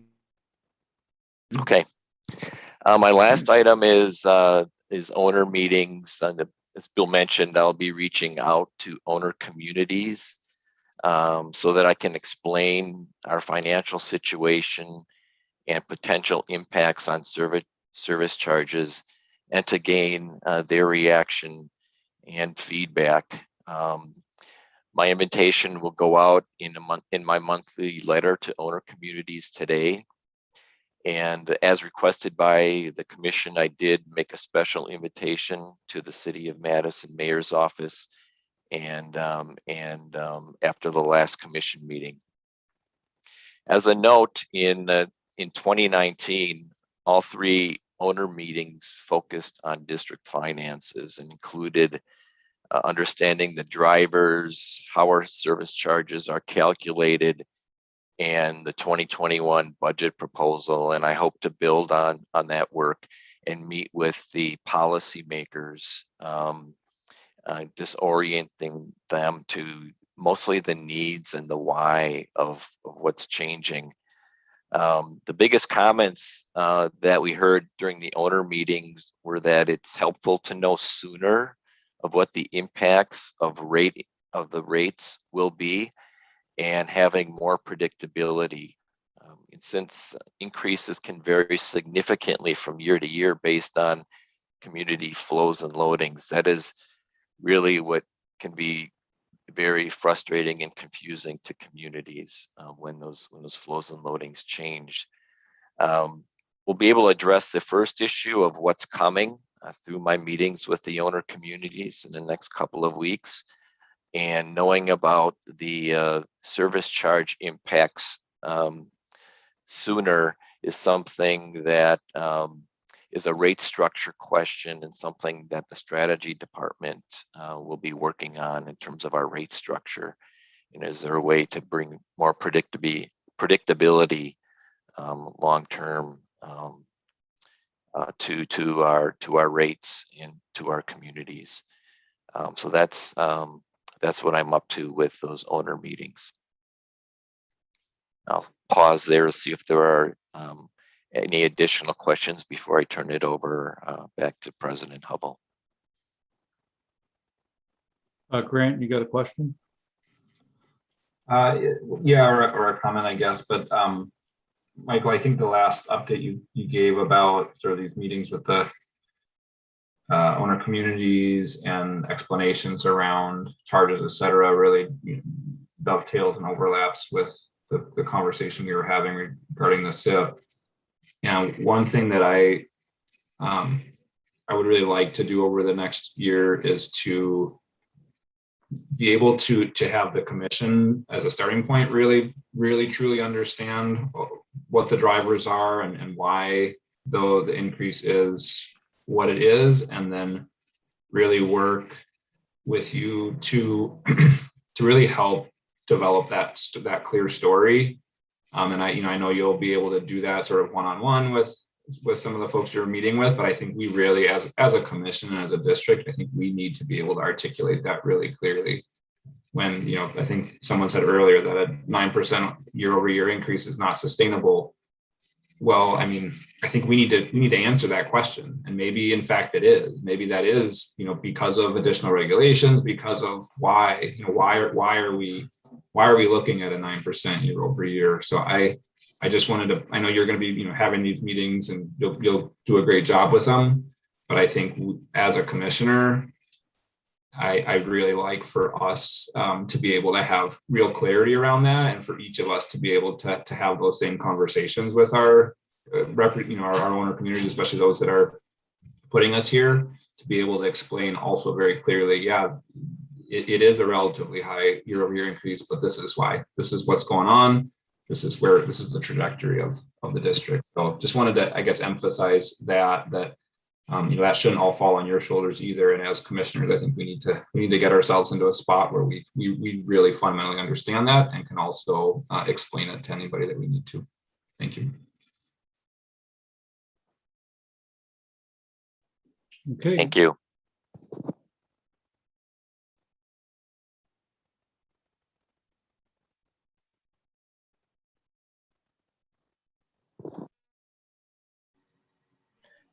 Tom, you're muted.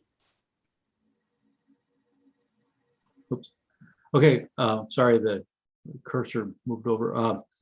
No other questions. We'll move on to the 2020 annual report. Marty? Yep. Hi, good morning, commissioners. Let me just get the presentation up.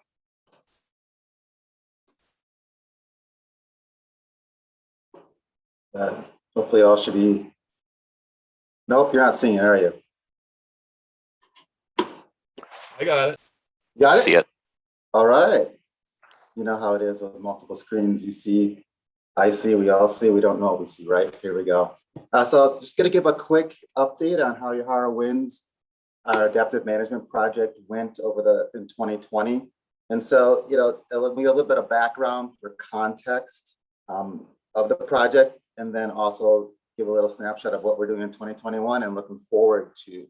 So, this adaptive management project that specifically came about for us to comply with Clean Water Act requirements. So that's how Yahara Winds was formed. That was the driver for the formation.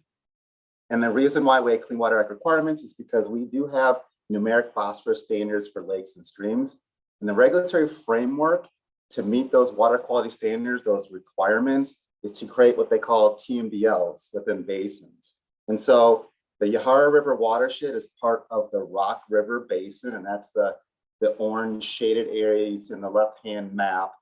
And obviously we're part of the Yahara River watershed, especially our receiving stream, Badfish Creek. And so we are also part of the TMDL, which basically means phosphorus reductions are absolutely necessary. It's a state rule, it's a permit requirement, and also under the TMDL. And you can see by this graph that the district does a pretty amazing job at removing phosphorus just based on our biological removal system. It's pretty top notch. But the statewide phosphorus standards is even lower than how well we can get our effluent to. It's an additional actually 70% reduction from how well we're doing. And so that can be very costly. It's about 140 million net present value to build to remove that additional 70%. And if we were to invest that money, we really would impact a small area, which is just what I said before, our discharge stream to Badfish Creek. So the TMDL can name the point sources, and you can see here that's like the 50% bucket called treatment plants and urban stormwater. And so those are regulated sources. They're permits. We have a permit. MS4s have municipalities have stormwater permits. That's only 50% of getting to the issue. So we do have to look at all sources in the watershed. There's another 50% that's related to agriculture. And of course, those are not permitted the same way that the stormwater and wastewater is permitted. So in order to meet our phosphorus goals, to meet our regulatory requirements, we all have to work together. And so the goal for the Yahara River watershed is a reduction of 100,000 pounds of phosphorus per year annually. So that's the goal we're working with.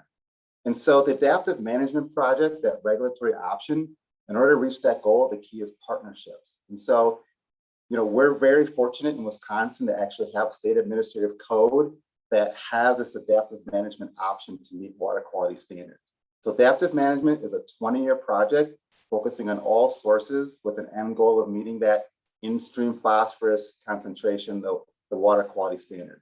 And so it involves urban and agricultural partners, all those buckets I showed you before. And it also involves all our municipalities as well as non-point sources. So, you know, we have partners that have land in the watershed, like our county partners. You know, obviously they're not named in those buckets or part of the TMDL, but we also have a bunch of municipalities as well, and they are. So we're all working together towards this common goal. So the main driver for choosing adaptive management is really this limited approach that treatment affords us. I talked earlier that treatment's very expensive for a very small amount of change, 70%. So it really, when we're looking at how we invest our money, do we want to invest in a solution where our customer communities, you know, upgrade the plant, but maybe only a portion of our service area or our community gets that impact, right? Just that end of pipe impact. Or we can invest differently, use adaptive management to invest in cheaper conservation practices on the landscape, which then will give us more of a regional impact across the whole service area and actually across the nation, as we're part of the Mississippi River Basin, which feeds into the Gulf of Mexico. And we all know about the nutrient, phosphorus, and nitrogen issues in the Gulf of Mexico with the hypoxia. So, you know, spending our money more wisely makes more sense for us to reach our goals locally, but also have an impact nationally. So 2020 was our 4th full year of implementation. So 2021 is our 5th full year. And so I talked about partnerships, and I just want to talk about on the urban side, you know, some of the things that happen in the watershed that we rely just on our MS4, our municipal partners, is, you know, these leaf collections or stream bank restorations or stormwater management. Those types of things help the phosphorus story. We also have our agricultural partners. I talked about 3 counties we partnership: Dane County, Rock County, Columbia County. We also partner with agriculture producers like watershed farm group called Your Heart Pride Farms. And so these agreements we have with our partners help on the agricultural side by promoting funding for these practices like cover crops or low disturbance manure injection, composting, those types of practices in the landscape that keep those nutrients out of the water. So adaptive management, like I said, it really allows for this holistic look for flexibility, innovation, and we can actually go out in the landscape and have an impact using these conservation practices that maybe just looking at governmental programs may not accomplish our goal alone. So how well did we do? This graph here shows in the blue bars, those are our goals, our adaptive management goals. I talked about very initially, our goal for the TMDL is 100,000 pounds of phosphorus held back in the landscape per year. It's a ramp up goal. So that's our goal at year 20, you can see by the blue bars. And so every year our goal is to increase the amount of phosphorus we hold back to ultimately reach that goal of 100,000 pounds each year. And we're exceeding our goals, which is a great thing, but you can see that our goals actually get higher and higher. So in 2020, we greatly exceeded our goals. We reduced about 60,000 pounds of phosphorus on the landscape, which is great. You can see over the course of the first 4 years of the project, we're always ramping up, but we still have to keep doing it. So we're not there yet, but this is good, promising trend, and we're on the right path, and our partnerships are accomplishing what we intend to accomplish. So I do always like to talk about our successes with more opportunity and some of the caveats with climate change, because we are talking about nutrients which are reliant upon water as the movement to off the land to the surface water. So we do have to look at the in-stream water quality component. And so this graph here has a bunch of dots, but I outlined the most important part of this graph. And what this shows is that the amount of phosphorus that comes off the land into our waterways varies.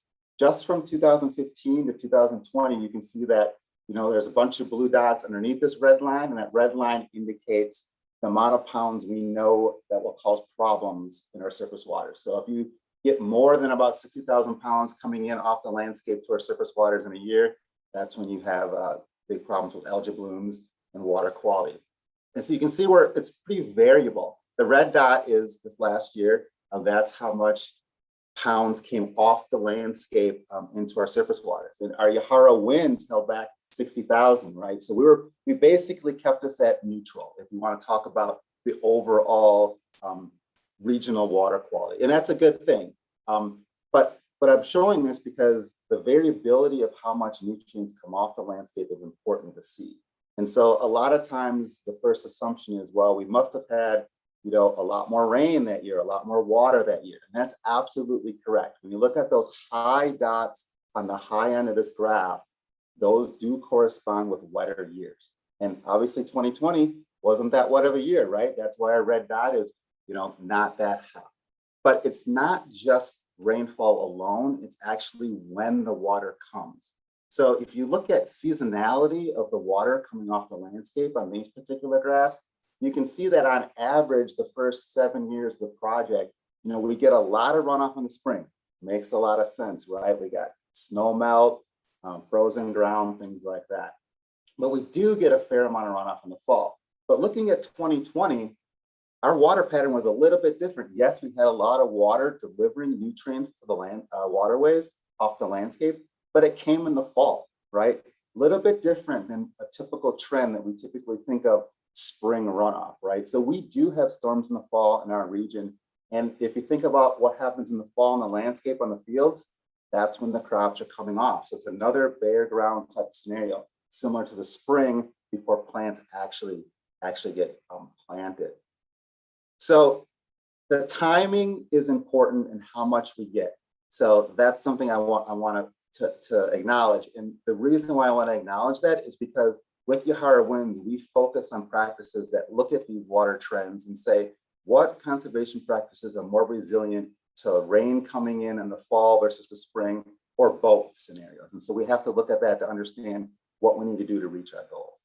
This graph here that I put up is our actual in-stream water quality data. So as part of the adaptive management project, we do water quality monitoring. Our lab at the district analyzes samples that our partners like USGS goes out in the field and collects. And so looking again at, you know, the last 5 years in the watershed and looking at in-stream water concentration trending down, which is good. That black line you see in the graph, that's that in-stream phosphorus water quality standard. We want to get to the black line. That's our goal, right? And we're getting closer, we're getting there. The cool thing about our in-stream water quality is that Yahara Winds does allow for innovative practices. And so you heard us suck them up, the county's initiative to take out legacy phosphorus.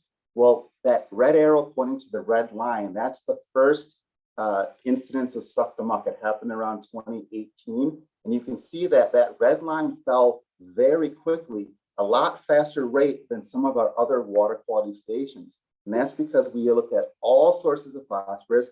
And in this case, we took legacy phosphorus out and we saw an in-stream water quality impact. So again, this is great news that innovative projects that Yahara Winds partners carry out can have an impact. And this is in spite of climate change. That's a great thing. So moving forward, what do we have to look forward to in 2021? We had a great 2020 in spite of the pandemic. And that's one thing I do want to mention, that our partners were able to carry out this great work and help Yahara Winds with all the challenges of things being shut down. So it's a testament to them that we did so good this past year. So 2021, we have a lot to look forward to. We have to look forward to some additional sources of revenue. The current model for Yahara Winds is our TMDL named discharges to contribute to a pool of money that we distribute. But that's not going to be there forever. And we want to get better at reducing phosphorus, and the better we do, maybe that's the less pain we get. So diversifying our revenue is very important. One of the things we're looking at is carbon. It just happens that the carbon market is very hot. There are many players who want to pay for practices, conservation practices on the landscape that reduce carbon. And it's great because those practices also reduce phosphorus. So exploring those opportunities could be a big help for Yahara Winds. Obviously, additional monitoring, making sure we're really looking at those trends, understanding how we can target our practices is important. Agreements with our farming partners and our urban partners. And this year, we're actually entering into a new service agreement with our largest county partner, Dane County. So that's something exciting happening this year. And then on the urban side, we're also looking closer at biosolids land application. In the TMDL, we're not the only utility. There's 2 other wastewater utilities named. And we also have land application programs. And so if you know anything about biosolids, that is a great nutrient for recycling, but it happens to have a lot of phosphorus in it. So we really have to be careful about how we utilize it. So looking at how we can reduce from the urban side, these sort of land urban farming applications is another way we can reach our goals. And the last thing I did want to mention before I sign off is one of the great things that happened in 2021 is that Amanda and the resource team were able to create a new website for Yahara Winds. And so to do a much better job of communicating some of the things I just communicated out today and to get more of the community buy-in and understanding. Because right now our focus has been on all sources and we're looking at the 50% of agriculture, but there's that 50% of urban that isn't really quite connected. So to have better communication that meets our adaptive management plan goals, but also promote Yahara Winds in a better way is something that we always look forward to. So I'll pause there. If there's any questions on what I just said, I'm happy to take them, but we have our annual report is on the website, so you can read more detail about some of the things I described. Thanks.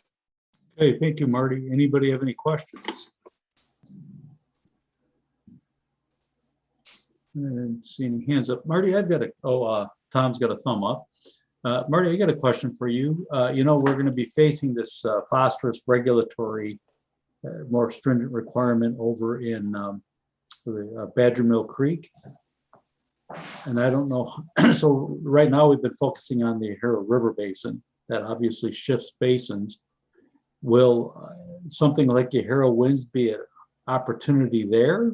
Or is that would that requirement be so stringent that we would not be able to meet it with management techniques like we use in Yahara Winds?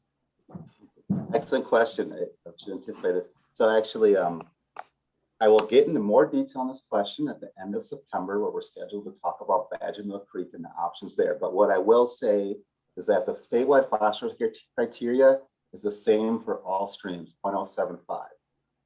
Yahara River Basin was, I say it was custom built for adaptive management as an option to reach that criteria because we had a TMDL, which basically said, here as the named ledger of inputs of phosphorus, you are required under law to reduce those inputs. What is your choice? And so entities in the Yahara watershed already had a regulatory mandate under the TMDL to reduce phosphorus. So it was just a matter of what's the best option for everybody. So we chose adaptive management. Sugar River watershed, where the Badger Mill Creek outfall is, does not currently have a TMDL. So that driver off the table. Again, for adaptive management to work, you're looking at all sources of phosphorus. And so you have to look at sort of the ratio of where is the phosphorus coming from in that particular watershed? Is it the 50-50 split we talked about in the Yahara watershed, or is it something different? Just happens for Sugar River in the location of our discharge point, the phosphorus sources are going to be heavy in the urban side, not as much in the ag side.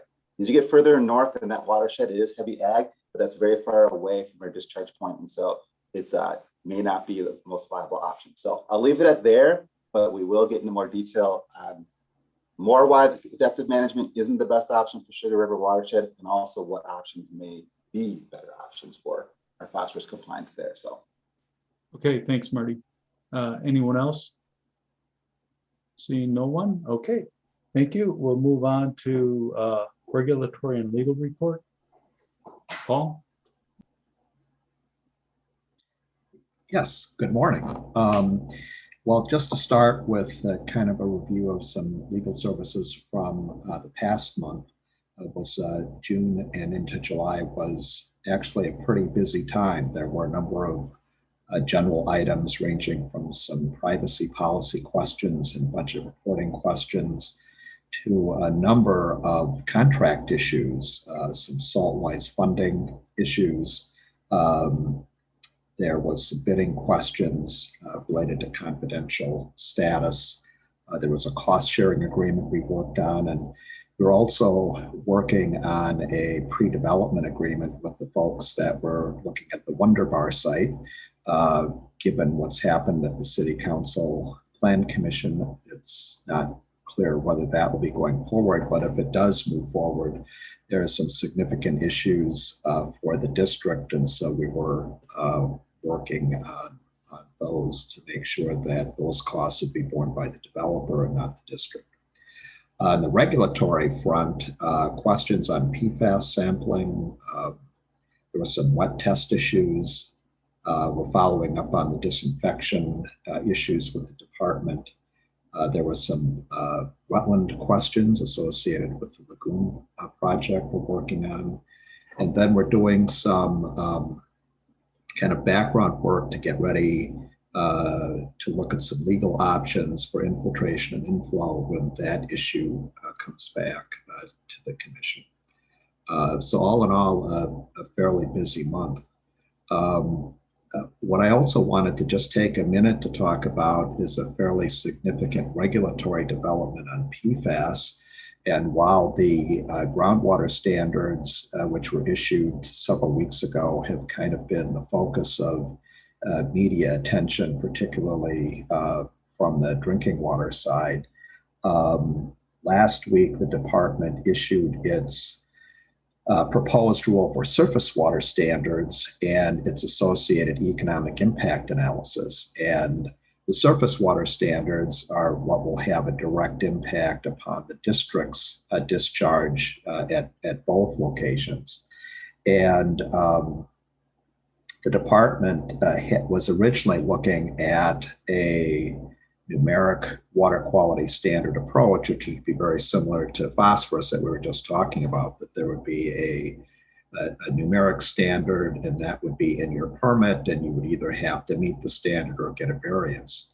The standard that they were looking at 2 parts per trillion would basically require either kind of an RO treatment or a variance, and a number of us were looking at seeing if there would be another more pragmatic way to approach this. And I, fortunately, at least from my perspective, the department did come up with a fairly innovative and pragmatic approach. And so what the department is now proposing is the imposition of narrative water quality standards with numeric triggers. So the way this would work is they're proposing to establish a standard at 8 parts per trillion for PFOS and 35 to, I believe, 95 for PFOA, depending upon the kind of the receiving water.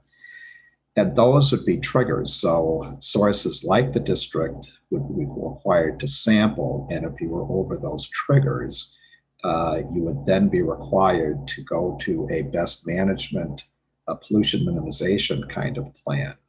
In essence, the kind of plan that we're doing with chlorides, the kind of thing we're doing with mercury, frankly, similar kinds of things that we're doing on phosphorus.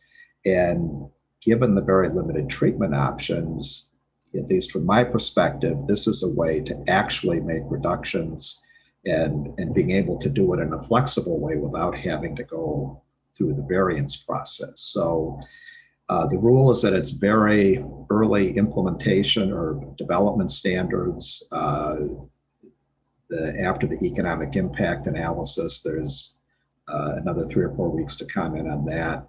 And eventually it'll be authorized for public hearing. And so we've got another year or 2 to go on this. But if the rule proceeds along the path that it's currently on, it would be very consistent with the approach the district has taken with respect to PFAS to date, which is, identifying sources, working to control them, and doing pollution minimization approaches. So, as I said, if it continues on this track, I think it will be very consistent with the types of things that the district is now doing. So from that standpoint, a fairly significant and, in my view, encouraging development. So that's all I have. Okay, thank you, Paul. Any questions for Paul? Okay, seeing none, we'll move on. That's good news, I think, on the PFAB front. Okay, operations report, Alan? Good morning, Commissioners.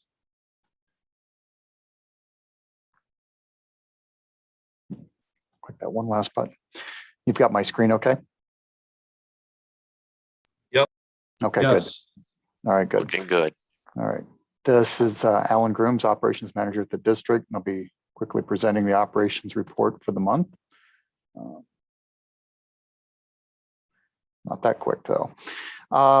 So the June performance data was quite good overall for the month. All the numbers were towards the lower end or the historical ranges, the shaded portion being what we see as the historical, basically the 3-year average of that, with a standard deviation around that. So CBOD at 2 milligram per liter for the month, our limit. Shifts down in summertime to 7 versus 16, which you normally see during the wintertime months.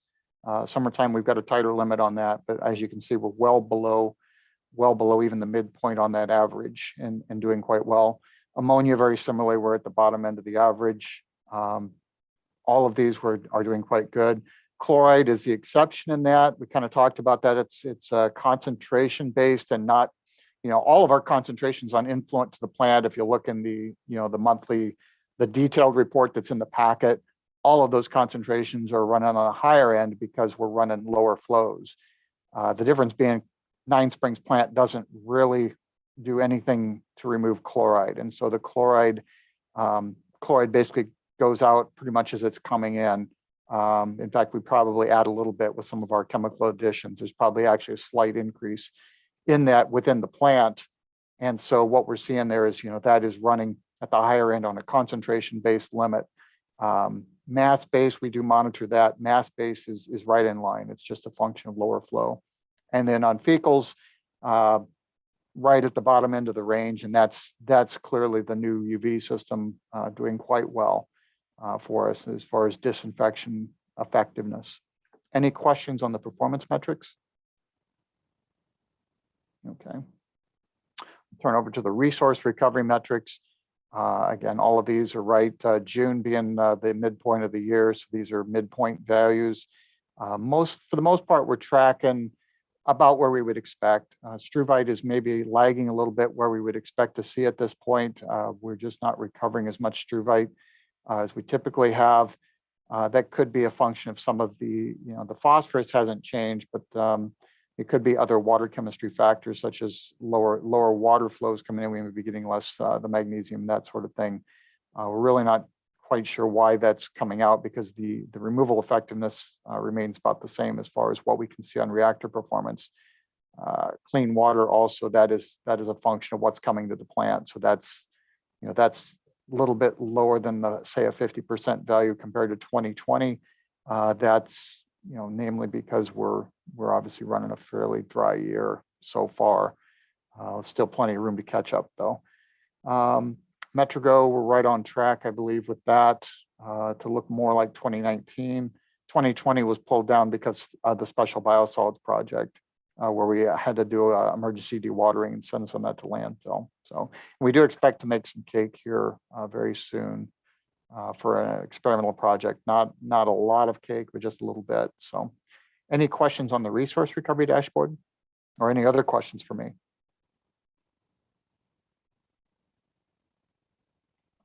Okay. I don't see anyone with any questions, Alan, so thank you. Okay, thank you. Okay, future meeting schedule that's in the packet, future agenda topics. Other business? Okay, motion to adjourn, Tom? I will move that we adjourn this meeting. Motion by Commissioner Wilson, second by Commissioner Clark. Commissioner Clark. To adjourn, all those in favor say aye. Aye. Aye. Aye. And any opposed? None. Motion carries. Thank you all. Have a good rest of the week. Goodbye, everybody. Thanks, everybody. Bye. Thank Take you. care. Take care.